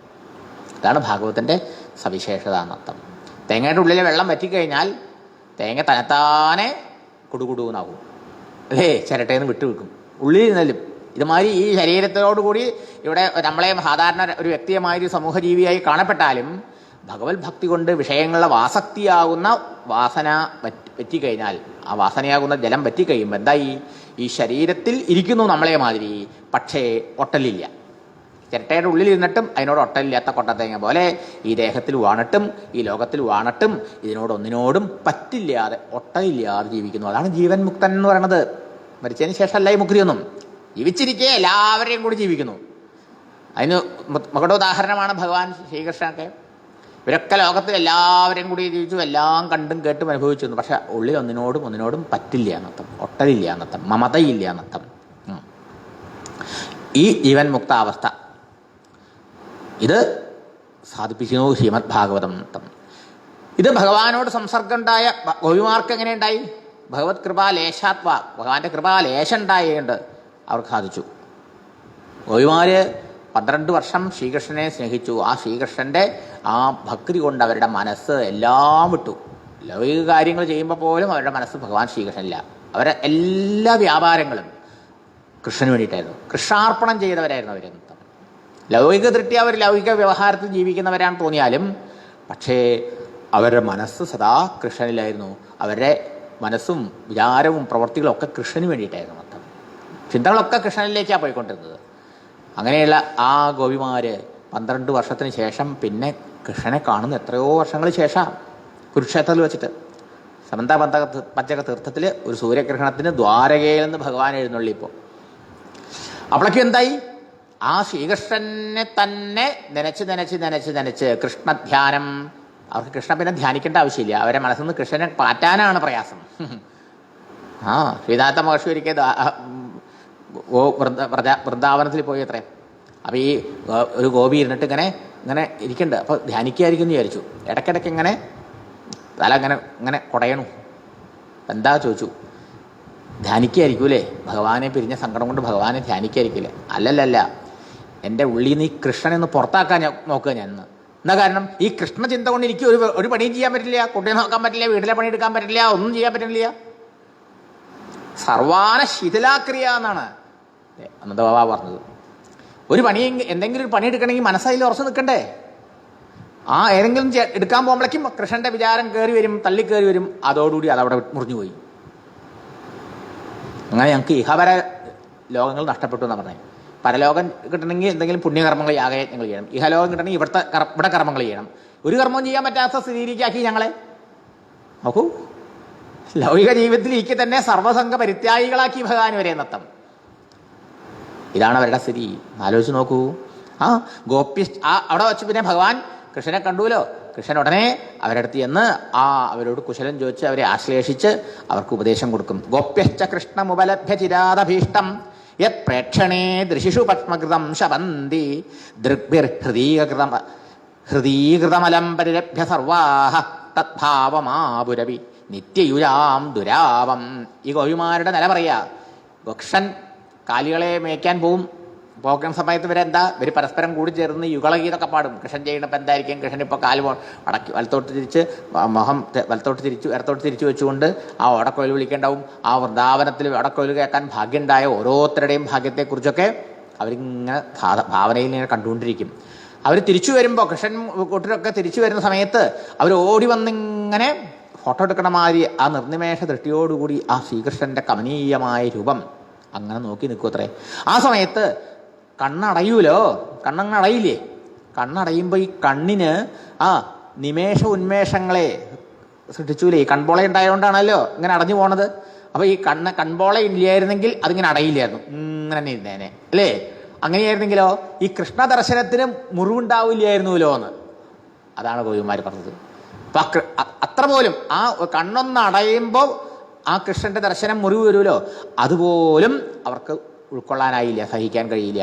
അങ്ങനെയുള്ള കണ്ണിന് കൺപോളകളെ സൃഷ്ടിച്ച ബ്രഹ്മാവിനെ തന്നെ ശപിച്ചു അവര്. ആ പ്രിയതമനെ എത്രയോ കാലങ്ങൾക്ക് വേണ്ടി ശേഷം കണ്ട സമയത്തോ കണ്ണുകളെ കൊണ്ട് കണ്ണനെ ഉള്ളിലേക്കെടുത്ത് തൻ്റെ ഹൃദയത്തിൽ ചേർത്ത് ആലിംഗനം ചെയ്ത് ആ കൃഷ്ണനിൽ വിലയിച്ചു വരെന്നർത്ഥം. നിത്യയോഗികൾക്ക് പോലും സാധിക്കാത്ത അനുഭവമാണ് അവർക്ക് കിട്ടിയെന്നർത്ഥം. യോഗികൾ പോലും ഹൃദയത്തിൽ ധ്യാനം ചെയ്തിട്ട് അവർക്ക് പോലും പറ്റാത്ത ആ അവസ്ഥയിലേക്ക് ഭഗവാൻ അവരെ ഉയർത്തിയെന്നർത്ഥം. എന്നിട്ട് ഭഗവാൻ അവരോട് കുശലം ചോദിച്ചു. സുഖല്ലേ? സാധാരണ നിലയിൽ എങ്ങനെയുണ്ടെന്നൊക്കെ നമ്മൾ ചോദിക്കണ പോലെ. ഭഗവാൻ തഥാഭൂത വിവിക്ത ഉപസംഗതഃ ആശ്ലിഷ്യ അനാമയം പൃഷ്ട്വാ പ്രഹസന്നിതമബ്രവീത്. ഭഗവാൻ അവരോട് കുശലം ചോദിച്ചു, എന്താ എന്നെ നിങ്ങൾക്ക് ഓർമ്മയുണ്ടോ? എന്താ അങ്ങനെ ചോദിക്കാൻ കാരണം? ഞാൻ വാക്ക് പരിപാലിക്കാത്ത ആളല്ലേ എന്ന്. ഞാൻ വരാം എന്ന് പറഞ്ഞിട്ടാണ് പോയത് വൃന്ദാവനത്തിൽ നിന്ന് മധുരയിലേക്ക് പോയത്. പക്ഷേ നാളിതുവരെയായിട്ട് കൃഷ്ണൻ വന്നില്ലല്ലോ. ഭഗവാൻ പറയാം, എന്താ അങ്ങനെ വരാൻ കാരണം? സ്വന്തം ആൾക്കാരെ രക്ഷിക്കാൻ വേണ്ടി പോണ്ടി വന്നു എനിക്ക്. സ്വന്തം ആരാ? അച്ഛനും അമ്മയും ജയിലിലല്ലേ, അവരെ സ്വതന്ത്രരാക്കണ്ടേ? പിന്നെ എത്ര ആൾക്കാരാ ഭഗവാന്റെ ഭക്തന്മാർ തടവിൽ കിടന്നിരുന്നത്? ഇവരൊക്കെ രക്ഷിക്കണ്ടേ? ചോദിക്കുകയാണ്. അഭിസ്മരതന സഖ്യ സ്വാനാമാർത്ഥ ചികീർഷയാ ഗതാൻ ചിരായുധാൻ ശത്രുവക്ഷക്ഷപണചേതസാം. പറയണു, സ്വന്തം ആൾക്കാരെയും സ്വന്തം ഭക്തന്മാരെയും ഒക്കെ പല ആപത്തുകളിൽ നിന്നും രക്ഷിക്കാൻ വേണ്ടിയിട്ട് എനിക്ക് പോകേണ്ടി വന്നു നിങ്ങളെ പിരിഞ്ഞിട്ട്. പിന്നീടോ സ്വന്തം ആൾക്കാരെ രക്ഷിക്കാൻ വേണ്ടി, വംശത്തെ രക്ഷിക്കാൻ വേണ്ടി ജരാസന്ധനൊക്കെ യുദ്ധത്തിന് വന്ന സമയത്ത് ശത്രുനിഗ്രഹം ചെയ്യാൻ വേണ്ടി അതിനുവേണ്ടി കുറെ കാലം യുദ്ധം വേണ്ടി വന്നു അല്ലേ? അങ്ങനെ യുദ്ധം ചെയ്ത് അവസാനം മധുരയിൽ ഇരിക്കാൻ പറ്റാത്തോണം എന്ന് തോന്നുമാറ് ജരാസന്ധനെ പേടിച്ചിട്ടെന്നോണം ഭഗവാൻ ദ്വാരകയിലേക്ക് പോയി. അങ്ങനെ ഭഗവാൻ സ്വന്തം ആൾക്കാരെ രക്ഷിക്കാൻ വേണ്ടി കുറേ കാലം യുദ്ധമൊക്കെ ആയിട്ട് വേണ്ടി വന്നു, ശത്രുനിഗ്രഹം ചെയ്യേണ്ടി വന്നു. അതിലൊക്കെ മനസ്സിലെത്തേണ്ടി വന്നുകൊണ്ട് ഇത്രയും കാലമായിട്ട് നിങ്ങളെ വരാൻ സാധിച്ചില്ല, ഇപ്പോഴേ സാധിച്ചുള്ളൂ. അങ്ങനെയുള്ള എന്നെ നിങ്ങൾ ഓർമ്മിക്കാറുണ്ടോ എന്ന് ചോദിച്ചതോടുകൂടി അവർക്ക് ആ സ്നേഹം ജാസ്തി, അവർക്ക് കൃഷ്ണനെ മറക്കാൻ പറ്റുമോ? അതിനുശേഷം അവരെ അനുഗ്രഹിച്ചുകൊണ്ട് ഭഗവാൻ പറഞ്ഞു, മൈ ഭക്തിർഹി ഭൂതാനാം അമൃതത്വായ കൽപ്പതേ ദിഷ്ട്യ യഥാസീൻ മത്സ്നേഹോ ഭവതീനാം മതാവനഃ. അല്ലയോ ധന്യാത്മാക്കളെ, എന്നിലുള്ള പ്രേമം, എന്നിലുള്ള ഭക്തി എല്ലാ ജീവികളെയും ആ അമൃതപദത്തിലേക്ക്, മോക്ഷപദത്തിലേക്ക്, ഭഗവത് പദത്തിലെത്തിക്കും. ഭഗവത് ഭക്തിയാണ് മോക്ഷത്തിനുള്ളതായ മാർഗം, ഭഗവത് പ്രാപ്തിക്കുള്ള മാർഗം, അമൃത അനുഭവത്തിനുള്ള മാർഗം. ആ ദിവ്യപ്രേമം ആ ഭഗവാന്റെ അനുഗ്രഹം കൊണ്ടാണ്, കൃപാലേശം കൊണ്ടാണ് ഈ ഗോപിമാർക്കുണ്ടായത്. ആ പ്രേമം നിങ്ങൾക്കുണ്ടായില്ലോ, അത് ഭാഗ്യമാണ്. ഭാഗ്യമല്ല, അത് കൃഷ്ണ കൃപ കൊണ്ടുണ്ടായതാണ്. എങ്കിലും ഭഗവാൻ നിങ്ങളുടെ ഭാഗ്യം കൊണ്ട് എന്നോട് ആ സ്നേഹം നിങ്ങൾക്കുണ്ടായില്ലോ. പിന്നീട് പറഞ്ഞു, വാസ്തവത്തിൽ ഒരൊറ്റ ഉപദേശമേ വേണ്ടി വന്നുള്ളൂ. ഭക്തി കൊണ്ട് മനസ്സ് പാകപ്പെട്ടപ്പോൾ ഗോപികമാർക്ക് വേദാന്ത ശാസ്ത്രങ്ങൾ ഒന്നൊന്നായിട്ട് A to Z പഠിക്കേണ്ടി വന്നില്ല. നമ്മൾ A to Z പഠിച്ചു, തത്വബോധം മുതൽ ബ്രഹ്മസൂത്രം വരെ പഠിച്ചിട്ടും ആ അനുഭൂതി ഉണ്ടാവണില്ല. എന്താ കാരണം? മനസ്സ് ഭക്തി കൊണ്ട് അങ്ങനെ പാകം വന്നിട്ടില്ലേ, അതാണ് കാരണം. കൃഷിഭൂമിയൊക്കെ നല്ലോണം ഉഴുത് അതിൽ കട്ടകളൊക്കെ ഒട്ടച്ച് അതിനെ നല്ല പാകാക്കി ഞവർത്ത് അതിന് ശേഷം അതിലങ്ങോട്ട് വിത്ത് വിതയ്ക്കുകയോ ഞാറ് നടു ചെയ്യുമ്പോൾ നാടം പിടിക്കൂലേ? ആ പ്രക്രിയ, ആ നിലം പാകാക്കുക അല്ലേ വിതയ്ക്കണേന് മുമ്പ്. ഇതുമാതിരി ഈ ആത്മജ്ഞാനത്തിൻ്റെ വിത്ത് നമ്മുടെ ഹൃദയത്തിലിട്ടാലും അത് കിളർത്ത് ഫലമാവണമെങ്കിലോ വിളവ് വരണമെങ്കിലോ അതിനെ നല്ലോണം പാകപ്പെടുത്തിയിട്ടുണ്ടാവണം. ഭഗവത് ഭക്തി കൊണ്ട് നല്ലോണം പാകപ്പെടണം എന്നർത്ഥം. ഈ ഗോപിമാരുടെ മനസ്സിൻ്റെ സ്ഥിതി ഇതായിരുന്നു. ഭഗവാൻ പറഞ്ഞു, അഹം ഹി സർവഭൂതാനാം ആദിരന്തോന്തരം ബഹി ഭൗതികാനാം യഥാഖം വാർ ഭൂർവായുർജ്യോതിരംഗനാഹം. പറയാണ്, ഈ ലോകത്തിലെ ഏതൊരു വസ്തു എടുത്താലും എന്താണത്? പഞ്ചഭൂതം. ഇപ്പം മണ്ണുകൊണ്ടുള്ളൊരു പാത്രം എടുത്താൽ ആ മൺപാത്രത്തിൻ്റെ മുമ്പിലും പിമ്പിലും ഇടത്തും വലത്തും അകത്തും പുറത്തും എല്ലാ ഭാഗത്തും എന്താ? മണ്ണ് തന്നെ അല്ലേ? അതെ, അതൊരു ഉദാഹരണം. ഇനി കുറച്ചും കൂടി സൂക്ഷ്മമായി ചിന്തിച്ചാലോ, ഈ ലോകത്തിലെ എല്ലാ വസ്തുക്കളും പഞ്ചഭൂതങ്ങളെ കൊണ്ടുണ്ടാക്കിയതാണ്. അപ്പോൾ എല്ലാത്തിൻ്റെ അകവും പുറവും എല്ലാ മുമ്പും ബിമ്പും ഒക്കെ എന്താണ്? പഞ്ചഭൂതം തന്നെ അല്ലേ? അതെ, പഞ്ചഭൂതാത്മകമായ ഈ പ്രപഞ്ചത്തിലെ എല്ലാത്തിൻ്റെയും ആദിയും മധ്യവും എല്ലാം പഞ്ചഭൂതം തന്നെ. ഇതുപോലെ ഏവം ഹേതാനി ഭൂതാനി ഭൂതേഷു ആത്മോത്മനാതതാം ഉഭയം മയധവരേ പശ്യതാഭാതമക്ഷരേ. ഈ പഞ്ചഭൂതങ്ങൾക്കും കാരണാരാ? പഞ്ചഭൂതങ്ങൾ എവിടുന്നാണ്ടായത്? അതടക്കം പരമാത്മ ഭഗവാൻ ഉണ്ടായതാണ്. പഞ്ചഭൂതങ്ങൾ പ്രകൃതിയിൽ നിന്നുണ്ടായതാണ്. ഈ പ്രകൃതിയോ പുരുഷനെ ആശ്രയിച്ചിരിക്കല്ലേ? പരമപുരുഷനായ ഭഗവാൻ എന്നാണ്, പരമാത്മാവിൽ നിന്നാണ് ഇതെല്ലാം ഉണ്ടായത്. ഏതസ്മാത് ആത്മനഃ ആകാശഃ സംഭൂതഃ എന്നാണ് ഉപനിഷത്ത് പറയുക. ഈ ആത്മസ്വരൂപത്തിൽ നിന്നാണ്, ആത്മാവായ ഭഗവാനിൽ നിന്നാണ് ആകാശം ഉണ്ടായത്. ആകാശാത് വായു, വായോരഗ്നി. ആകാശത്തുനിന്ന് വായു, വായുവിൽ അഗ്നി, അതിൽ നിന്ന് ജലം, അതിൽ നിന്ന് പൃഥ്വി, അതിൽ നിന്ന് ഓഷധയ, ഓഷധീഭ്യ അന്നം, ഓഷധികളിൽ നിന്ന് അന്നം, അന്നാത് പുരുഷ, അതിൽ നിന്ന് ജീവജാലങ്ങൾ. ഇങ്ങനെയാണ്. അപ്പോൾ ഒരു മണ്ണുകൊണ്ടുണ്ടാക്കിയ മൺപാത്രത്തിൻ്റെ ആദിയിലും മധ്യത്തിലും നടുക്കിലും അകത്തും പുറത്തും എല്ലാ ഭാഗത്തും മണ്ണ് തന്നെ എന്ന പോലെ പഞ്ചഭൂതങ്ങളാൽ സൃഷ്ടമായ പ്രപഞ്ചത്തിൻ്റെ എല്ലായിടത്തും പഞ്ചഭൂതങ്ങൾ എന്ന പോലെ പഞ്ചഭൂതങ്ങൾക്ക് പോലും കാരണം ഞാനായതുകൊണ്ട് ഈ പ്രപഞ്ചത്തിലെ ഏതു വസ്തുവിൻ്റെയും ആദിയിലും മധ്യത്തിലും അന്തത്തിലും അകത്തും പുറത്തും ഇടത്തും വലത്തും മുമ്പിലും പുറകിലും സർവത്ര ഞാൻ മാത്രമാണുള്ള കുട്ടികളെ എന്ന്. എന്താ പറഞ്ഞത്? സർവം ബ്രഹ്മമയം എന്ന്, വാസുദേവ സർവമിതം എന്ന്, സർവം വിഷ്ണുമയം. ഈ ഉപദേശമല്ലേ ഇപ്പോൾ കൊടുത്തത്? നോക്കൂ, ഇത്രേ പറഞ്ഞു കൊടുക്കേണ്ടി വന്നുള്ളൂ അവർക്ക്. ഒരു ടെക്സ്റ്റും കൂടി എടുക്കേണ്ടി വന്നില്ല. ഏതെങ്കിലും ഒരു ടെക്സ്റ്റ് ഒരാഴ്ച യജ്ഞം കൂടി പങ്കെടുക്കേണ്ടി വന്നില്ല അവർക്ക്. നോക്കൂ, ഇത്രയും അവർക്ക് കേട്ടപ്പോഴേക്ക് എന്തായി? എല്ലാം ഈശ്വരനാണ്, ഭഗവന്മയമാണ് ജഗത്ത് മുഴുവനും എന്ന സാക്ഷാത്കാരം അവരുടെ ഹൃദയത്തിൽ ഉദിച്ചു. അധ്യാത്മശിക്ഷയാഗോപ്യ ഏവം കൃഷ്ണേന ശിക്ഷിതാഹ തദനുസ്മരണ ധ്വസ്ത ജീവകോശാത്തമധ്യകൻ. എന്തായി? ഭഗവാൻ ഉപദേശിച്ച ഈ ആത്മതത്വത്തെ കേട്ട് അനുസന്ധാനം ചെയ്ത് അവരുടെ അജ്ഞാനവും കർമ്മവാസനകളും എല്ലാം ധരിച്ച് അവരൊക്കെ ജീവൻ മുക്തകളായി തീർന്നു. ഈ ഉപദേശം കൊടുത്ത ഭഗവാൻ ഗോപിമാരോട്, ഉദ്ധവനോട് പറയാണ്, ഉദ്ധവരെ, ആ ഗോപിമാരുടെ അവസ്ഥ എന്താ? അങ്ങ് പോയി കണ്ടതല്ലേ നേരിട്ടിട്ട് അല്ലേ? അവർക്ക് വല്ല അവർ പ്രാകൃതകളെന്നല്ലേ ലോകരും പറയാം, കാടത്തികളെന്ന് അല്ലേ? അവർക്ക് വലിയ വിദ്യാഭ്യാസം ഉണ്ടായോ? അവർക്ക് വല്ല സത്സംഗോ ശാസ്ത്രപഠനോ തപസ്സോ വല്ല യോഗോ വല്ലതും ഉണ്ടായോ? ഇല്ല. അവർക്ക് എന്തുണ്ടായി? എന്നിൽ നിഷ്കളങ്ക ഭക്തി ഉണ്ടായി, പ്രേമുണ്ടായി. അതിൻ്റെ ഫലമായിട്ട് അവരെവിടെ എത്തി? ബ്രഹ്മമാം പരമം പ്രാപു. ഞാൻ ബ്രഹ്മസ്വരൂപനാണ്, സച്ചിദാനന്ദ സ്വരൂപനാണ് കൃഷ്ണൻ. എന്നെ അടഞ്ഞു അവർ മുക്തരായി, ജീവൻ മുക്തകളായി. എന്തിൻ്റെ പ്രഭാവം കൊണ്ടാ? ഭക്തിയുടെ മഹിമ കൊണ്ട്. ഇതല്ലേ ഭാഗവതം നമുക്ക് അധ്യവസാനം കാണിച്ചു തരുന്നത്? അതെ. അപ്പം അനായാസേന ഈ ജീവൻ മുക്ത പദവും ഈ അതിന് കാരണമായ ആത്മജ്ഞാനവും ഒക്കെ ഈ ഭക്തി കൊണ്ടുണ്ടാകും. അതാണ് ഭാഗവതത്തിൻ്റെ സവിശേഷത എന്ന് പറയുന്നത്. അല്ലേ? അപ്പോൾ ജ്ഞാനം കൊണ്ടേ മുക്തിയുള്ളൂ, ഭക്തി കൊണ്ട് എങ്ങനെ മുക്തി കിട്ടും എന്നൊക്കെയുള്ള ചോദ്യത്തിന് പിന്നെ ഉത്തരായില്ലേ? അതുകൊണ്ട് അതിലൊന്നും സംശയിച്ച് നിൽക്കണ്ട. അങ്ങനെയുള്ള കോലാഹലങ്ങളിലൊന്നും കാതു കൊടുക്കരുതെന്നർത്ഥം. അതുകൊണ്ട് ഭഗവാന്റെ കഥകൾ കേൾക്കുക, ഭഗവാനെ സ്നേഹിക്കുക, ഭഗവാനെ ആശ്രയിക്കുക, അവിടത്തേക്ക് വേണ്ടി കർമ്മങ്ങളെ അനുഷ്ഠിക്കുക, അവിടുത്തെ തിരുനാമങ്ങൾ ജപിക്കുക, അവിടുത്തെ ഭക്തന്മാരോട് ആയി ചേർന്ന് ഭഗവാന്റെ മഹിമകളെ പരസ്പരം ചർച്ച ചെയ്യുക എന്നർത്ഥം. ആ ഗോപിമാരെ അവസാനം ഭഗവാനോട് എന്ത് പ്രാർത്ഥിച്ചു? അവിടുന്ന് പിരിയുമ്പോൾ എല്ലാവരെയും അവസാനം സമന്ത പഞ്ചകത്തിൽ നിന്ന് കുരുക്ഷേത്രത്തിൽ നിന്ന് ഭഗവാൻ കുറച്ച് 2-3 മാസമൊക്കെ അവിടെ താമസിച്ച് സത്സംഗമൊക്കെ കൂടി പിരിഞ്ഞു പോകണം പറഞ്ഞയച്ചു. ആ സമയത്ത് അവരൊക്കെ ഭഗവാനോട് പ്രാർത്ഥിച്ചു. എന്ത്? ആഹുശ്ചതേ നളിനനാഭ പദാരവിന്ദം യോഗീശ്വരൈ ഹൃതി വിചിന്യമഗാധബോധൈ സംസാരകൂപപതിതോത്തരണാവലംബം ഗേഹഞ്ജുഷാമപി മനസി ഉദിയാൽ സദാനാം. കവിമാർക്ക് ഈ അവസ്ഥ വന്നു വെച്ചാൽ നമുക്കും ഭാഗവതം കൊണ്ട് ഭക്തി ഉണ്ടായാൽ ഇതേ അനുഭവം ഏതെങ്കിലും രൂപത്തിൽ ഭഗവാൻ വന്നൊരു ഉപദേശം മാത്രമേ വേണ്ടൂ.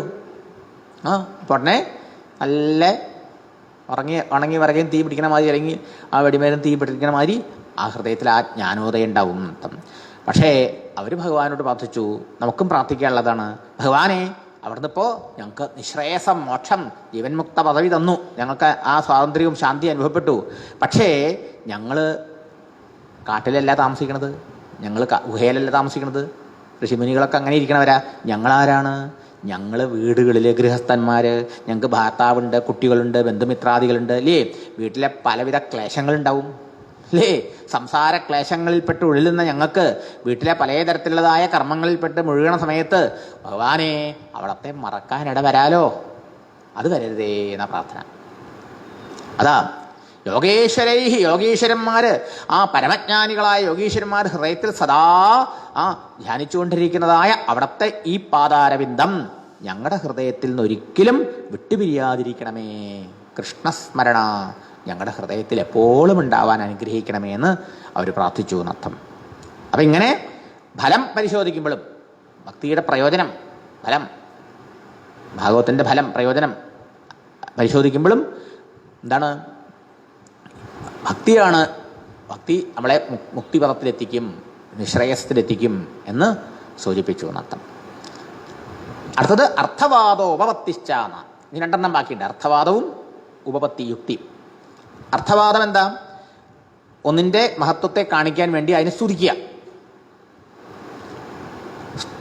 അതൊരു തരത്തിൽ സ്തുതി രൂപത്തിലും നിന്ദാരൂപത്തിലും, മറ്റുള്ളതിനെ നിന്ദിക്കുന്ന വഴിയും ഒരാളെ സ്തുതിക്കുന്നത് വഴി അതിൻ്റെ മഹത്വം സ്ഥാപിക്കാം. പിന്നെയോ അതല്ലാത്തതിനെയൊക്കെ നിന്ദിക്കുക വഴിയും അതിൻ്റെ മഹത്വം സ്ഥാപിക്കാം. 2 തരത്തിലുള്ള അർത്ഥവാദവും ഭാഗവത്തിൽ നമുക്ക് കാണാൻ സാധിക്കുന്ന അർത്ഥം. സ്തുതിവാദം അല്ലെങ്കിൽ നിന്ദാവാദം അർത്ഥം. ഭക്തിയുടെ സ്തുതി, ഇവിടെ വിഷയം ഭക്തി ആയതുകൊണ്ട് ഭക്തിയുടെ സ്തുതി. പിന്നെയോ അഭക്തിയെ നിന്ദിക്കുക, അല്ലെങ്കിൽ ഭക്തനെ സ്തുതിക്കുക, അഭക്തനെ നിന്ദിക്കുക, അപ്പോഴും ശരിയാ.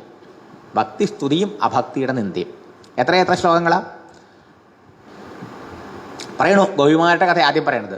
അഹോഭാഗ്യം അഹോഭാഗ്യം നന്ദഗോപവ്രജൗകസാം യന്മിത്രം പരമാനന്ദം പൂർണ്ണം ബ്രഹ്മസനാതനം. നോക്കൂ ഈ ഗോകുലവാസികളുടെ ഭാഗ്യം, ഈ ഗോപന്മാരുടെ ഭാഗ്യം, അവിടുത്തെ പശുക്കളുടെ കുട്ടികളുടെ ഭാഗ്യം, ഗോപിമാരുടെ ഭാഗ്യം. എന്താ? അമ്പാടിയിലുള്ള ജനങ്ങളുടെ, വ്രജത്തിലെ ഉള്ളവരുടെ ഭാഗ്യമല്ലോ ഭാഗ്യം, വ്രജത്തിലുള്ളവരുടെ ഭാഗ്യമല്ലോ ഭാഗ്യം. അത് വെറും ഭാഗ്യം എന്ന് പറഞ്ഞ മഹാഭാഗ്യം. അഖണ്ഡ സച്ചിൽ പൊരുളല്ലി കൂടെ കളിപ്പൂ. അഖണ്ഡ സച്ചിദാനന്ദമല്ലേ ആ ബ്രഹ്മം. വേദങ്ങളൊക്കെ പ്രതിപാദിക്കുന്ന യോഗികളൊക്കെ പിടിക്കാൻ ഏകാന്തത്തിൽ ധ്യാനിച്ചുകൊണ്ടിരിക്കുന്ന ആ പരബ്രഹ്മം ദാ അവർക്ക് കളിക്കൂട്ടുകാരനായി, അല്ലേ? മടിയിൽ തലവച്ച് ഇറങ്ങാം, കെട്ടിപ്പിടിക്കാം, ഉമ്മ വയ്ക്കാം, പാല് കൂട്ടാം, വെണ്ണ കൂട്ടാം. ഇതിനൊക്കെ വിധേയനായിക്കൊണ്ടേ ദാ ഇവരുടെ മിത്രമായി, കൂട്ടുകാരനായി, വാത്സല്യഭാജനമായി ഈ വ്രതത്തിലുള്ള നന്ദബാബയുടെ വീട്ടുമുറ്റത്ത് ഓടി നടക്കണമല്ലോ, ഗോപിമാരുടെ ഇടയിൽ ഓടി നടക്കണമല്ലോ അവരുടെ വീട്ടിൽ. ഇതെന്തൊരു ഭാഗ്യമാ! അവരുടെ ഭാഗ്യമാണ് ഭാഗ്യം. കാരണം പരബ്രഹ്മമാണ് കൃഷ്ണൻ. മനസ്സിലായില്ലേ? പരബ്രഹ്മത്തെ ഇങ്ങനെ നമുക്ക് പിടിക്കാൻ പറ്റില്ല. പക്ഷേ ഇവിടെ നോക്കൂ, ഇവരുടെ ഇടയിൽ അവർക്ക് സ്വന്തമായി ആ കൃഷ്ണൻ അവർക്ക് മിത്രമായിരിക്കണമല്ലോ. ധർമാർത്ഥകാമമോക്ഷാഖ്യം യ ഇച്ഛേൽ ശ്രേയാത്മന ഏകമേവ ഹരേ തത്ര കാരണം പാദസേവനം. പറയണു, ധർമ്മം, അർത്ഥം, കാമം, മോക്ഷം, ഇങ്ങനെ 4 വിധ പുരുഷാർത്ഥങ്ങൾ. ഈ 4 പുരുഷാർത്ഥവും അല്ല, ഇതിലേതെങ്കിലും ഒന്ന് വേണം. ഭഗവാനെ ആശ്രയിച്ചാൽ മതി, ഭഗവത് സേവ ചെയ്താൽ മതി, അവർക്കെല്ലാം കൊടുക്കും ഭഗവാൻ. ഇതൊക്കെ ഭക്തിയുടെ മഹിമ പറയാം, സ്തുതിയാണ്, അല്ലേ? ഇനിയും അർത്ഥഭാഗത്തിൽ സ്തുതിയുണ്ട്, നിന്ദയുണ്ട്. നിന്ദിച്ചുകൊണ്ട് പറയാം.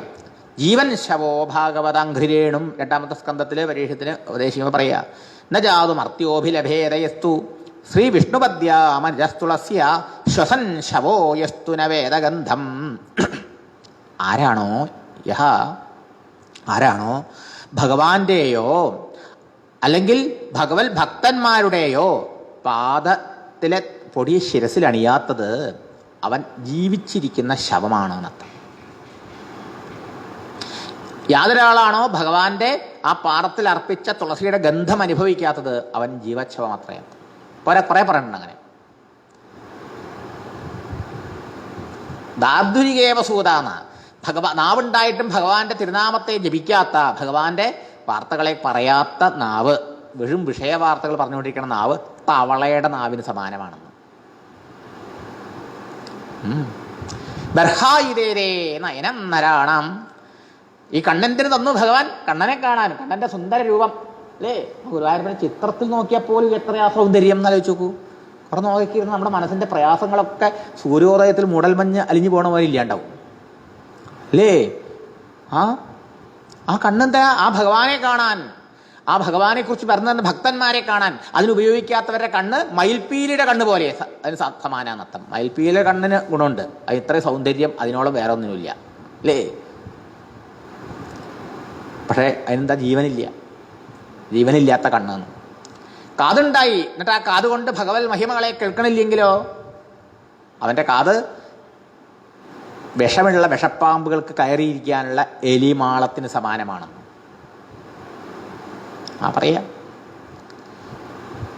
കൈയുണ്ടായി, ശാവൗക്കരൗതൗന്ന. ഈ കൈ കൊണ്ട് ഭഗവാന് അർച്ചന ചെയ്യുന്നില്ല, ഭഗവാനെ പൂജ ചെയ്യുന്നില്ല, മൂർത്തി പൂജ ചെയ്യുന്നില്ല, ഡൈറ്റി വർഷിപ്പ് ചെയ്യുന്നില്ല. ഈ കൈ കൊണ്ട് ചെയ്യുന്ന കർമ്മങ്ങൾ ആ കൈയിന് കർമ്മം ചെയ്യാൻ കഴിവ് കൊടുക്കുന്ന ഭഗവാന്റെ കൃപ കൊണ്ടാണെന്ന് തിരിച്ചറിഞ്ഞ് ആ ഭഗവാനിൽ അർപ്പിച്ചുകൊണ്ട് ചെയ്യുന്നില്ല എങ്കിൽ, ഭഗവാന്റെ കൈങ്കര്യം ചെയ്യാൻ തന്ന കൈ കൊണ്ട് ഭഗവാനെ സേവിക്കുന്നില്ലെങ്കിലോ ശവത്തിൻ്റെ കൈയാണ്. അതിന് സമാനമാണ്. കാല് തന്നു ഭഗവാൻ അല്ലേ, 2 കാല് തന്നു. എന്നിട്ട് നമ്മൾ അങ്ങോട്ടും ഇങ്ങോട്ടൊക്കെ ഈവനിങ് മോർണിംഗ് വാക്ക് തടി കുറയ്ക്കാനൊക്കെ പോയിന്ന് വരും.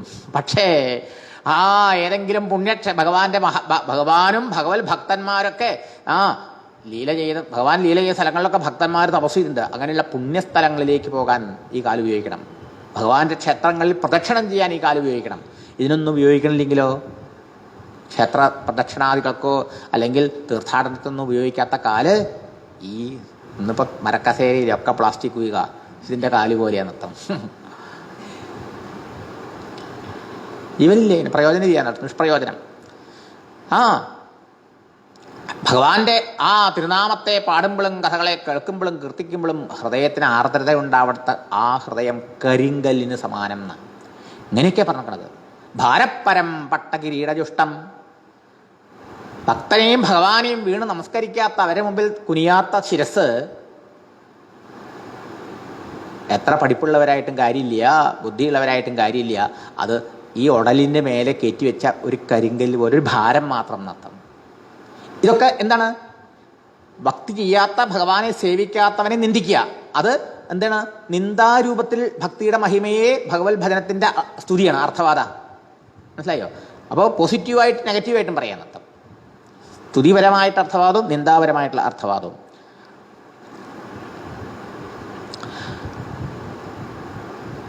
അജാമളോപാഖ്യാനത്തിൽ നമുക്ക് കാണാം. അജാമളോപാഖ്യാനത്തിൽ ഇത്രയും മഹാപാപം ചെയ്ത അജാമളനെ പോലെ പാപം ചെയ്ത അർപ്പിച്ചൊരു ജീവൻ ഉണ്ടാവില്ല അല്ലേ. അജാമിളോപ്യകാധാമ കിംപുനഃശ്രദ്ധയാഗരണൻ ചോദിക്കുക. തൻ്റെ ഭഗവാന്റെ നാമമാണെന്നോ ഭഗവാന്റെ നാമത്തിൽ ഇത്രയൊക്കെ മഹിമയുണ്ടെന്നോ അറിയാത്തവനായിരുന്നു അജാമളൻ. നിത്യജീവിതം നയിച്ചവനായിരുന്നു.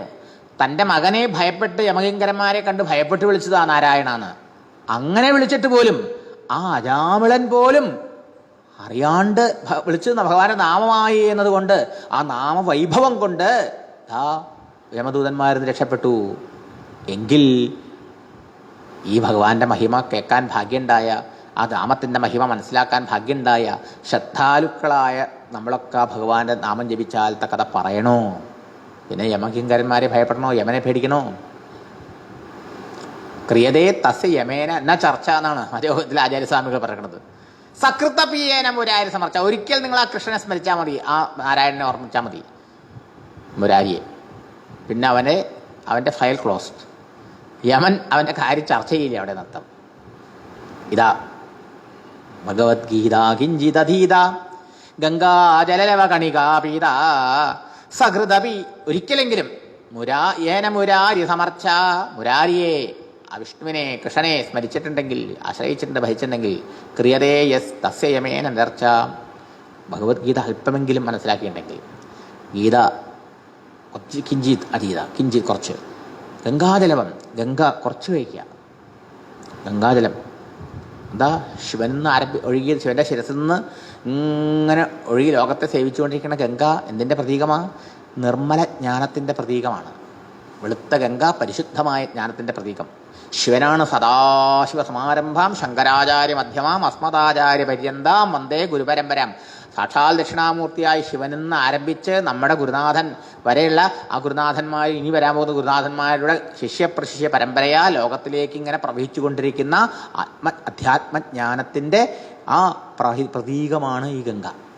അത് ഇത്തിരിയെങ്കിലും ഏതെങ്കിലും ഒരു ആചാര്യനിൽ നിന്ന് അല്പമെങ്കിലും ഈ അധ്യാത്മജ്ഞാനം, മനുഷ്യജീവിതത്തിൻ്റെ മഹത്വം, ഈ മനുഷ്യജീവിതത്തിൽ ആ ഈശ്വരൻ്റെ സ്ഥാനം, ആത്മാവിൻ്റെ മഹിമ, ആത്മസാക്ഷാത്കാരത്തിൻ്റെ മാഹാത്മ്യം, ഇതൊക്കെ കുറച്ചെങ്കിലും മനസ്സിലാക്കാൻ ഭാഗ്യമുണ്ടായവർ. പിന്നെ അവൻ എന്ത് ചെയ്യാൻ പറ്റും? അവർക്ക് അജ്ഞാനം ദേഹഭാവന ഉണ്ടാവില്ല, അവർക്ക് ജീവൻ മുക്തന്മാരാവും ആ ജന്മം തന്നെ. അതാണ് അജാമളോപാഖ്യാനത്തിൽ എന്താ? സ്തുതി അർത്ഥവാദമാണ്. നാമത്തിൻ്റെ മഹിമയെ പറഞ്ഞു. ഗജേന്ദ്രൻ്റെ കഥ അല്ലേ?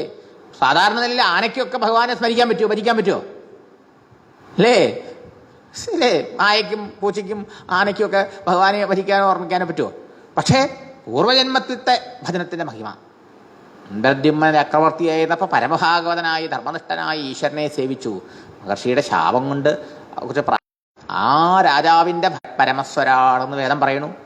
അവൻ തന്നെ ബ്രഹ്മാവായും വിഷ്ണുവായും ശിവനായും ഹരിയായും ആ ഇന്ദ്രനായും ചന്ദ്രനായും വരുണനായും അഗ്നിയായും എല്ലാ ദേവതകളായിട്ടും ഇരിക്കുന്നത് അവനൊരുവനേ ഉള്ളൂ എന്ന് ബോധ്യപ്പെടുത്തിക്കൊണ്ട് നമേ ഭക്ത പ്രണശ്യതി എന്ന് പറഞ്ഞുകൊണ്ട് ഭഗവാൻ എൻ്റെ ഭക്തന് നാശമില്ല എന്നുള്ള വാക്കിനെ സത്യമാക്കിക്കൊണ്ട് ഭഗവാൻ ഓടി വന്ന് ആ അജേന്ദ്രൻ രക്ഷിച്ചു.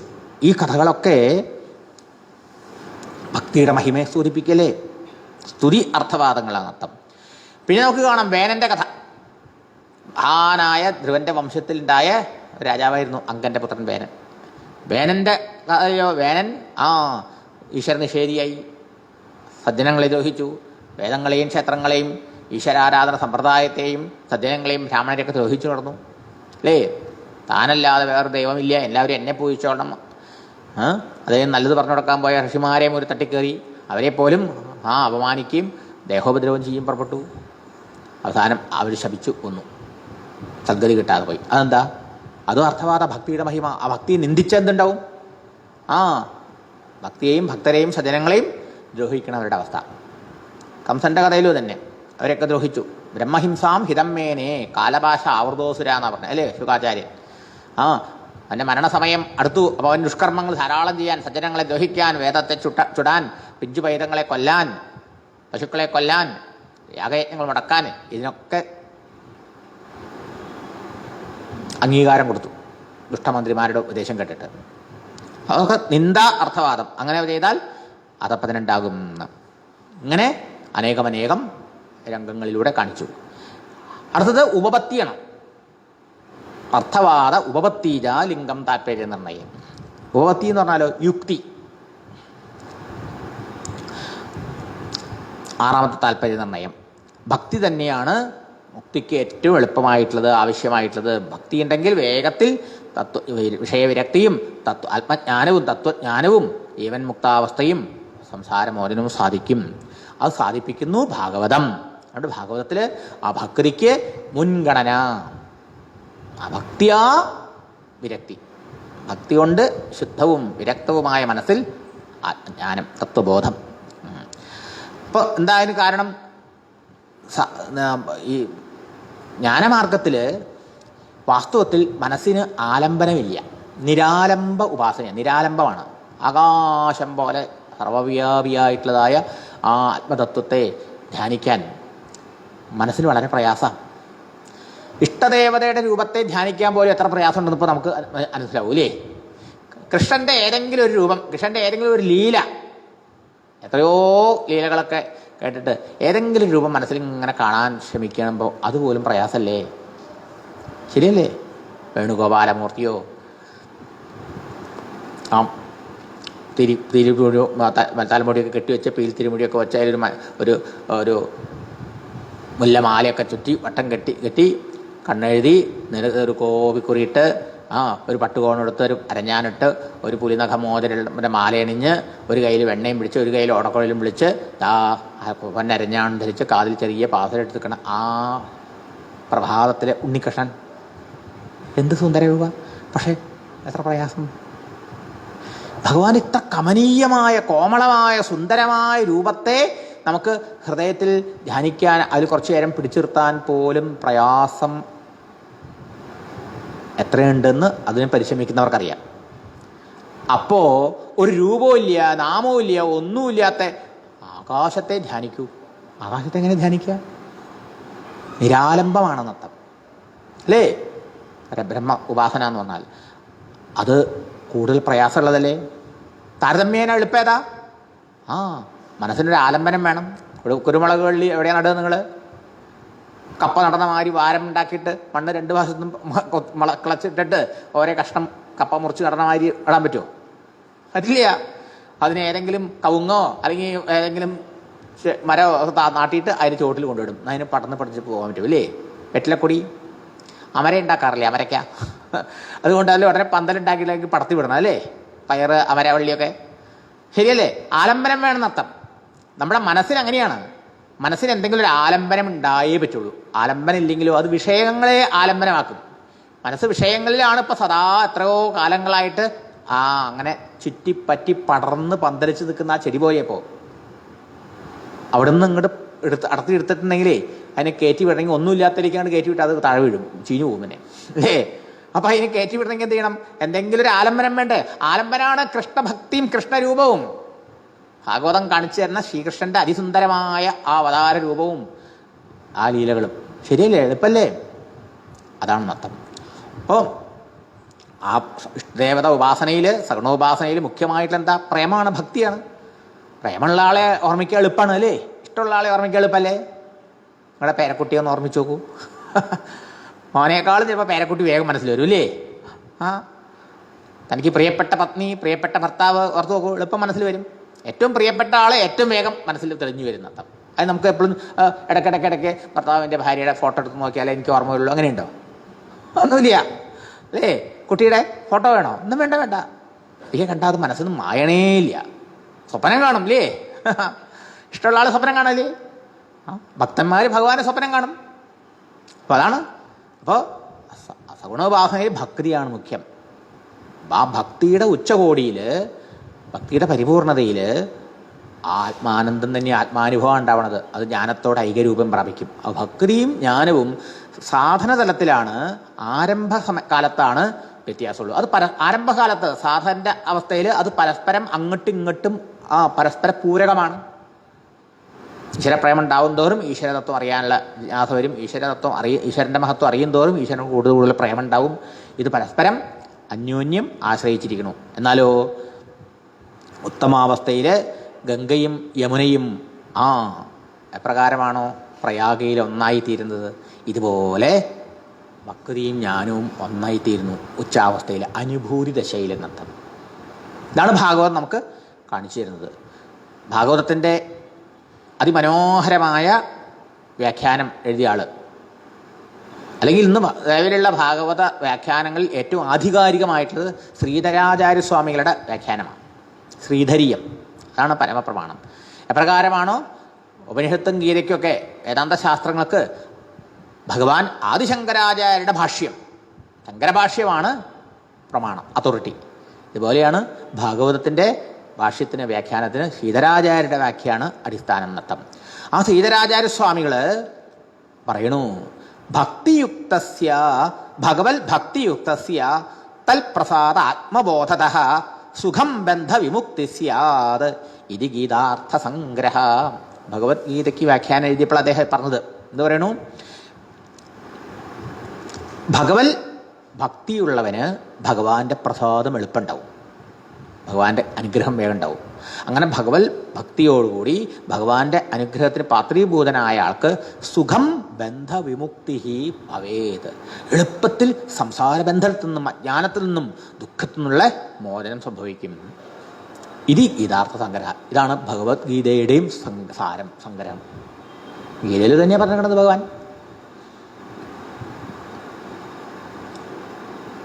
മന്മനാഭവ മദ്ഭക്തഃ ഭവ മത്യാജീഭവ മാം നമസ്കുരു. അങ്ങനെയാണെങ്കിലോ നീ എന്നിൽ തന്നെ വസിക്കും, എന്നിൽ എത്തിച്ചേരും. അപ്പോൾ ഭഗവത് ഭക്തിയോട് ഭക്തന് ഭഗവാന്റെ അനുഗ്രഹത്താൽ ആത്മബോധം വേഗം ഉണ്ടാവും, അജ്ഞാനം വേഗം നശിക്കും, സംസാരബന്ധ മോചനം, സംസാരബന്ധനത്തിൽ നിന്ന് മോചനം എളുപ്പത്തിൽ സാധിക്കും. അപ്പം ആ നിലയിലുള്ള ഭക്തിക്കാണ് മോക്ഷമാർഗത്തിൽ, മോക്ഷസാധനയിൽ ഒന്നാം സ്ഥാനം നത്തം. ആ ഭക്തിയാണ് ഭാഗവത്തിൽ പറയുന്നത്. അല്ല അജ്ഞൻ്റെ ഭക്തിയല്ല, സാമാന്യ ഭക്തിയല്ല. ഈ ഭക്തി എന്ന് ആൾക്കാർ പറയുമ്പോൾ നമ്മളിൽ നിന്ന് പോയൊരു നാമം ചോദിച്ചു വരുന്ന വിളക്ക് വെച്ചു പോയി കഴിഞ്ഞു നമ്മുടെ ഭക്തി, അതല്ല. മനസ്സിലായില്ലേ? ആ നിരന്തരമായ ഭഗവത് സ്മരണ, ഭഗവത് നാമജപം, ഭഗവാന്റെ രൂപധ്യാനം, രൂപസ്മരണം, കർമ്മങ്ങളൊക്കെ ഭഗവാൻ അർപ്പിക്കൽ, അങ്ങനെയുള്ള ആ ഉത്തമ ഭക്തി നത്തം. ആ ഭക്തിക്കാണ് ഭാഗവതം പ്രാധാന്യം കൊടുക്കുന്നത്. അഹൈതുകീ അപ്രതിഹത ഭക്തി, അഹൈതുകീ ഭക്തി. അഹൈതുകീ ഭക്തി എന്ന് വെച്ചാലോ നിഷ്കാമ ഭക്തി നത്തം. ആ ഭക്തി ഉണ്ടായാൽ ജ്ഞാനവും മുക്തിയും ഒക്കെ അനായാസേന സാധിക്കും നത്തം.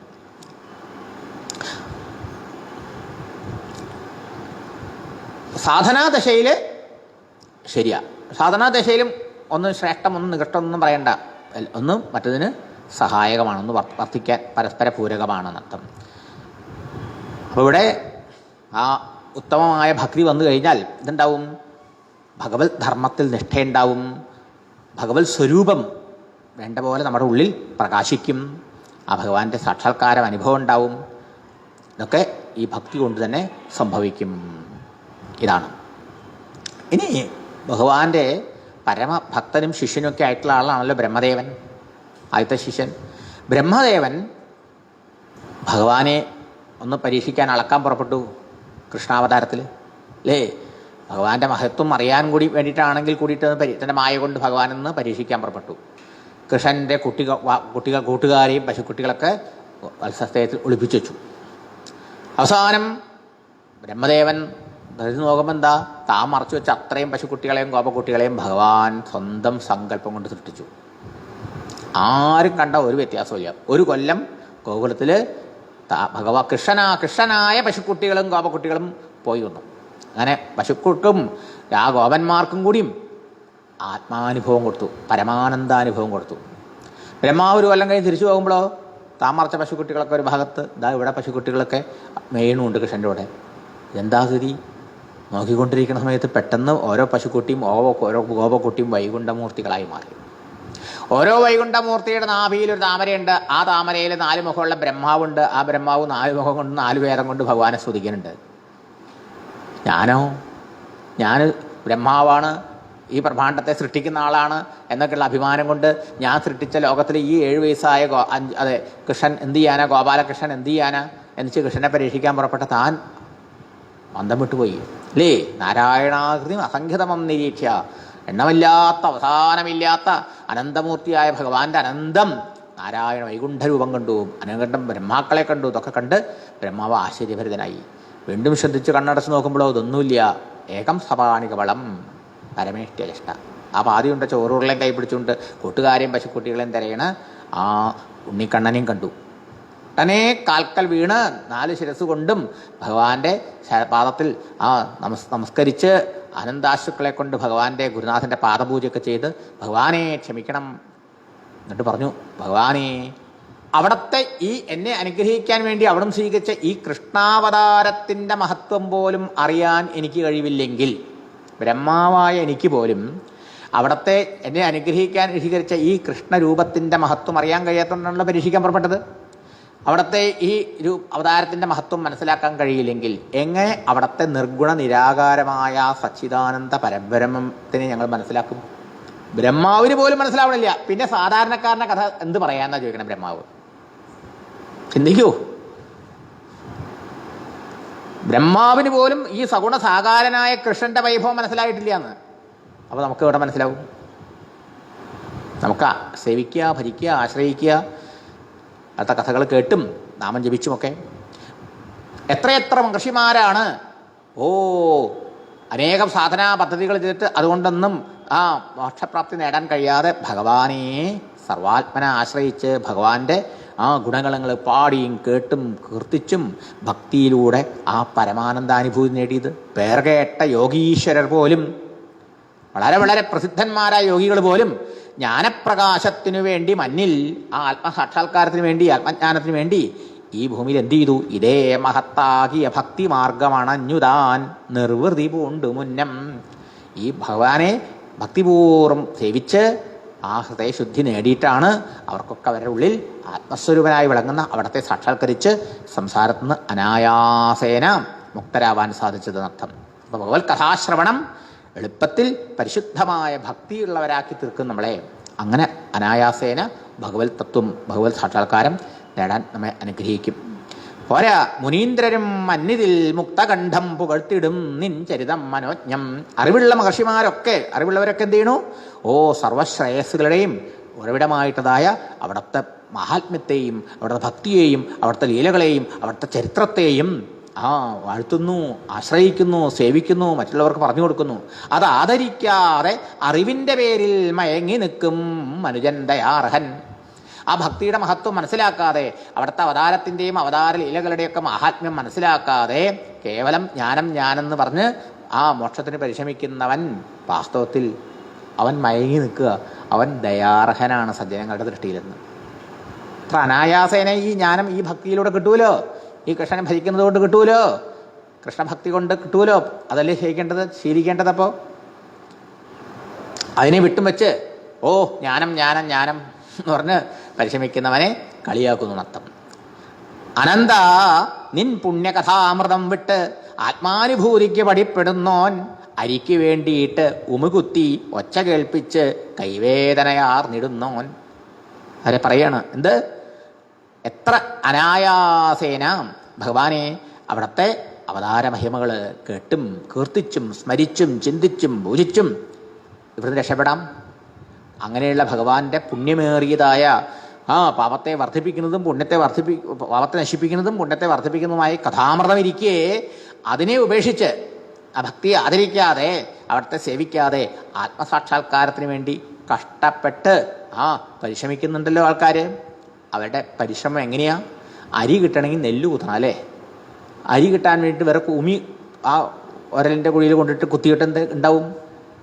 കൈവേദന അല്ലേ? ഒച്ചയുണ്ടാവും, കുത്തണേൻ്റെ ഒച്ചയുണ്ടാവും, അല്ലാതെ കൈയിൻ്റെ വേദന ഉണ്ടാവും എന്നല്ലാതെ അരി കിട്ടാൻ പോണില്ല. നിഷ്പ്രയോജനമാണെന്നർത്ഥം. എന്ന് പറയുന്നതർത്ഥം ഭക്തിയെ കൂടാതെ മുക്തി സാധ്യല്ല. മുക്തി വേണമോ? ഭക്തി വേണം. അതാണ്. ഭക്തി വേണമോ? സത്സംഗം വേണം, മഹത്കൃപ വേണം. ഭാഗവതം മുഴുവൻ സജ്ജനങ്ങളുടെ മഹിമയാണ് കാണിക്കുന്നത്, സത്സംഗ മഹിമയാണ് കാണിക്കുന്നത്. എത്രയോ സജ്ജന സത്സംഗം കൊണ്ട് എത്രയോ ജീവന്മാർ രക്ഷപ്പെട്ട കഥകളാണ് പറയണത് അല്ലേ? ഭഗവാന്റെ ഭക്തി മഹിമയാണ് പറയണത്. അതെ,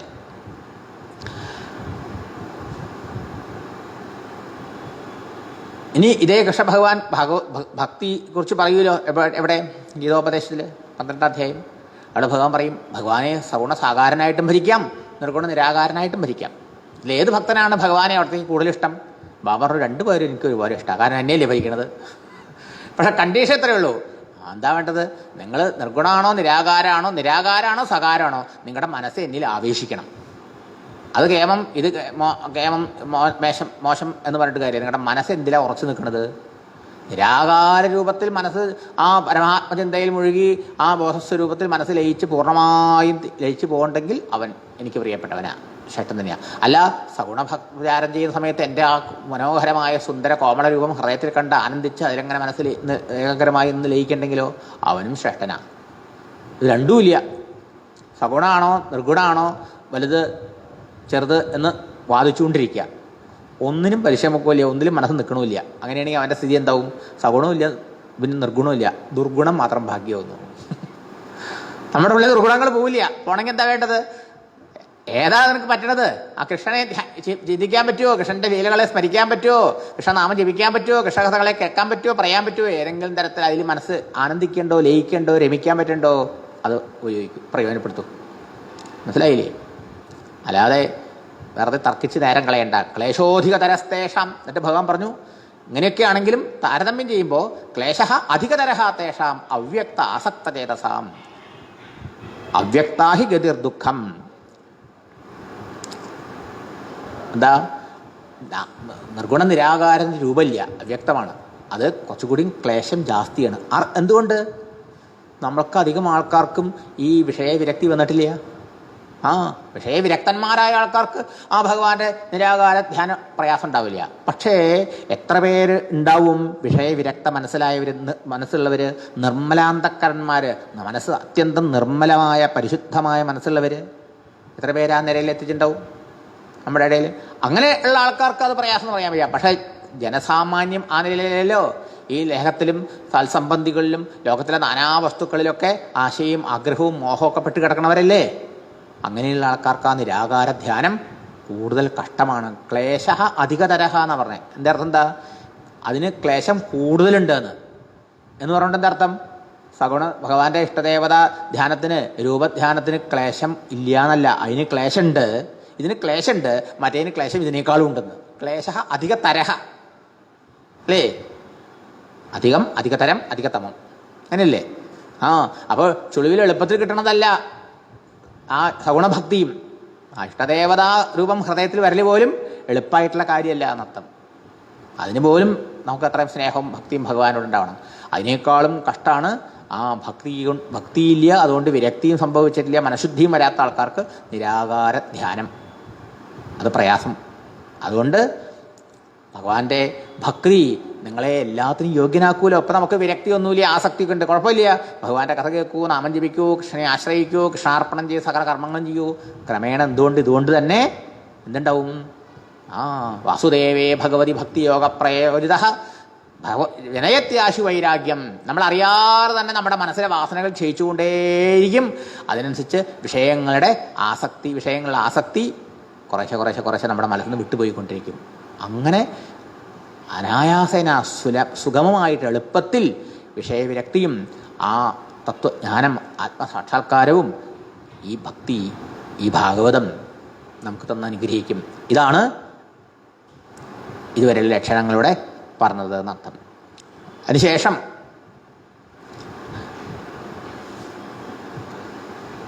സംസാരത്തിൽ ദുഃഖമനുഭവിച്ചുകൊണ്ടിരിക്കുന്ന സകലരുടെയും മുക്തിയെ ലാക്കാക്കിക്കൊണ്ട് ശൗരകാദി മഹർഷിമാരുടെ മുമ്പിൽ സൂതൻ ഭാഗവതം ഉപസംഹരിക്കുമ്പോൾ പറയാണ്, യോഗീന്ദ്രായ നമസ്തസ്മൈ ശുഗായ ബ്രഹ്മരൂപിണേ സംസാര സർപ്പദഷ്ടം യോ വിഷ്ണുരാദം അമൂമുചത്. സംസാര സർപ്പം കടിച്ചു നമ്മളെയൊക്കെ, പരീക്ഷത്തിന് മാത്രമല്ല. അപ്പോൾ കാലസർപ്പം, സംസാര സർപ്പം, അതിനാൽ കടിക്കപ്പെട്ട വിഷ്ണുരാധനെ, പരീക്ഷത്തിനെ മോക്ഷസാമ്രാജ്യത്തിലെത്തിച്ച, അമൃതപദത്തിലെത്തിച്ച, ഈശ്വരാനുഭൂതിയിലെത്തിച്ച ആ യോഗീന്ദ്രനും പരബ്രഹ്മസ്വരൂപമായ സ്വരൂപനുമായ ശുഖബ്രഹ്മർഷിക്ക് നമസ്കാരം. അപ്പോൾ ഇത്രയും ഭാഗങ്ങളിലൂടെ നമ്മൾ സാമാന്യമായി ഇതിൻ്റെ ഒരു ഭാഗവതത്തിലേക്ക് നേരെ പ്രവേശിക്കുന്നതിന് മുമ്പ് ഈ ഭാഗവതത്തിൽ നമുക്ക് കൂടുതൽ ശ്രദ്ധയുണ്ടാവും. ഭാഗവതത്തിൻ്റെ മഹത്വം, ഭക്തിയുടെ മഹത്വം, അതിൽ പ്രത്യേകിച്ചും കൃഷ്ണാവതാരത്തിൻ്റെ മഹത്വം, കൃഷ്ണലീലകളുടെ മഹത്വം, ഭഗവത് നാമസങ്കീർത്തനത്തിൻ്റെ മഹത്വം, ഇതൊക്കെ നമുക്ക് നല്ലോണം അറിഞ്ഞാൽ വേഗം നമ്മൾ ഭഗവാനിൽ എത്തിച്ചേരും. അതിനെയൊക്കെ പ്രയോജനപ്പെടുത്തും. ഇപ്പോൾ മനുഷ്യജീവിതത്തിൽ ഭാഗവതത്തിൻ്റെ സ്ഥാനം എന്താണ്, ഭക്തിയുടെ സ്ഥാനം എന്താണ്, ഈശ്വരോപാസനത്തിൻ്റെ സ്ഥാനം എന്താണ്, നാമസങ്കീർത്തനത്തിൻ്റെ സ്ഥാനം എന്താണ്, ഈശ്വര പൂജയുടെ സ്ഥാനം എന്താണ്, ഉപാസനയുടെ സ്ഥാനം എന്താണ് എന്നൊക്കെ സാമാന്യമായി ഒരു ഐഡിയ കിട്ടിയില്ലേ നമുക്ക്? ഇത്രയൊന്നുമല്ല, ഭഗവാന്റെ മഹിമ അളക്കാൻ കഴിയാത്തതാണ്. അതുകൊണ്ട് ഈ ശ്രീമദ് ഭാഗവതത്തെ ആശ്രയിക്കൂ, ഭഗവാനെ ആശ്രയിക്കൂ. ഭഗവാനും ഭാഗവതവും രണ്ടല്ല, ഒന്ന് തന്നെ. ഭഗവാന്റെ പ്രത്യക്ഷ സ്വരൂപമായ ഈ ശ്രീമദ് ഭാഗവത്തെ ആശ്രയിച്ച പരീക്ഷിത്ത് എപ്രകാരമാണോ കാലസർപ്പത്തിൽ നിന്ന് രക്ഷപ്പെട്ടത്, അജ്ഞാനത്തിൽ നിന്ന് മോചിതനായി ജീവൻ മുക്തനായത്, ഇതുപോലെ നമ്മൾ ഓരോരുത്തരെയും ഈ അജ്ഞാനത്തിൽ നിന്നും കാലസർപ്പത്തിൻ്റെ പിടിയിൽ നിന്നും മോചിപ്പിക്കുന്നതാണ് ശ്രീമദ് ഭാഗവതം. എന്ന് പറഞ്ഞ് ഇന്നത്തെ ക്ലാസ് ഇവിടെ നിർത്താം. നമുക്ക് നാളെ മുതൽ നമുക്ക് ഭാഗവതത്തിൻ്റെ മാഹാത്മ്യം മുതൽ നമുക്ക് ആരംഭിക്കാം. എല്ലാ ശ്ലോകങ്ങളും വിസ്തരിക്കാൻ പോയ ഒന്നും തീരുന്നില്ല. 18,000 ശ്ലോക. ഓരോ അധ്യായത്തിൻ്റെയും താല്പര്യം പറയും. ഞങ്ങളെ ഗുരുജി രാമായണ സ്വാമിജി സാന്ദീപനിൽ വൈകുന്നേരം സത്സംഗത്തിലാണ് ഭാഗവതം എടുത്തത്. അപ്പോൾ എങ്ങനെയാണ് ഓരോ അധ്യായത്തിലും പ്രധാന ശ്ലോകങ്ങൾ ഗുരുജി ഉദ്ധരിക്കും. ബാക്കി ഭാഗങ്ങളൊക്കെ കാര്യങ്ങളും തത്വങ്ങളൊക്കെ പറഞ്ഞു പോകും. പ്രധാനപ്പെട്ട ശ്ലോകങ്ങൾ ഉദ്ധരിക്കും. ആ രീതിയിൽ നമുക്കൊന്ന് ഭാഗവതം ഒന്ന് പഠിക്കാൻ നോക്കാം, എൻ്റെ ബെനിഫിറ്റിന് വേണ്ടിയിട്ട്. ഈ ഭാഗവതം ഇങ്ങനെ ഓരോ ശ്ലോകമൊന്നും സപ്താഹത്തിലൊന്നും ആവശ്യമില്ല. അവിടെ ഇവിടെയൊക്കെ കുറച്ച് ചില ഭാഗങ്ങളെ പറയുന്നത് വിസ്തരിക്കാൻ സമയം കിട്ടില്ല.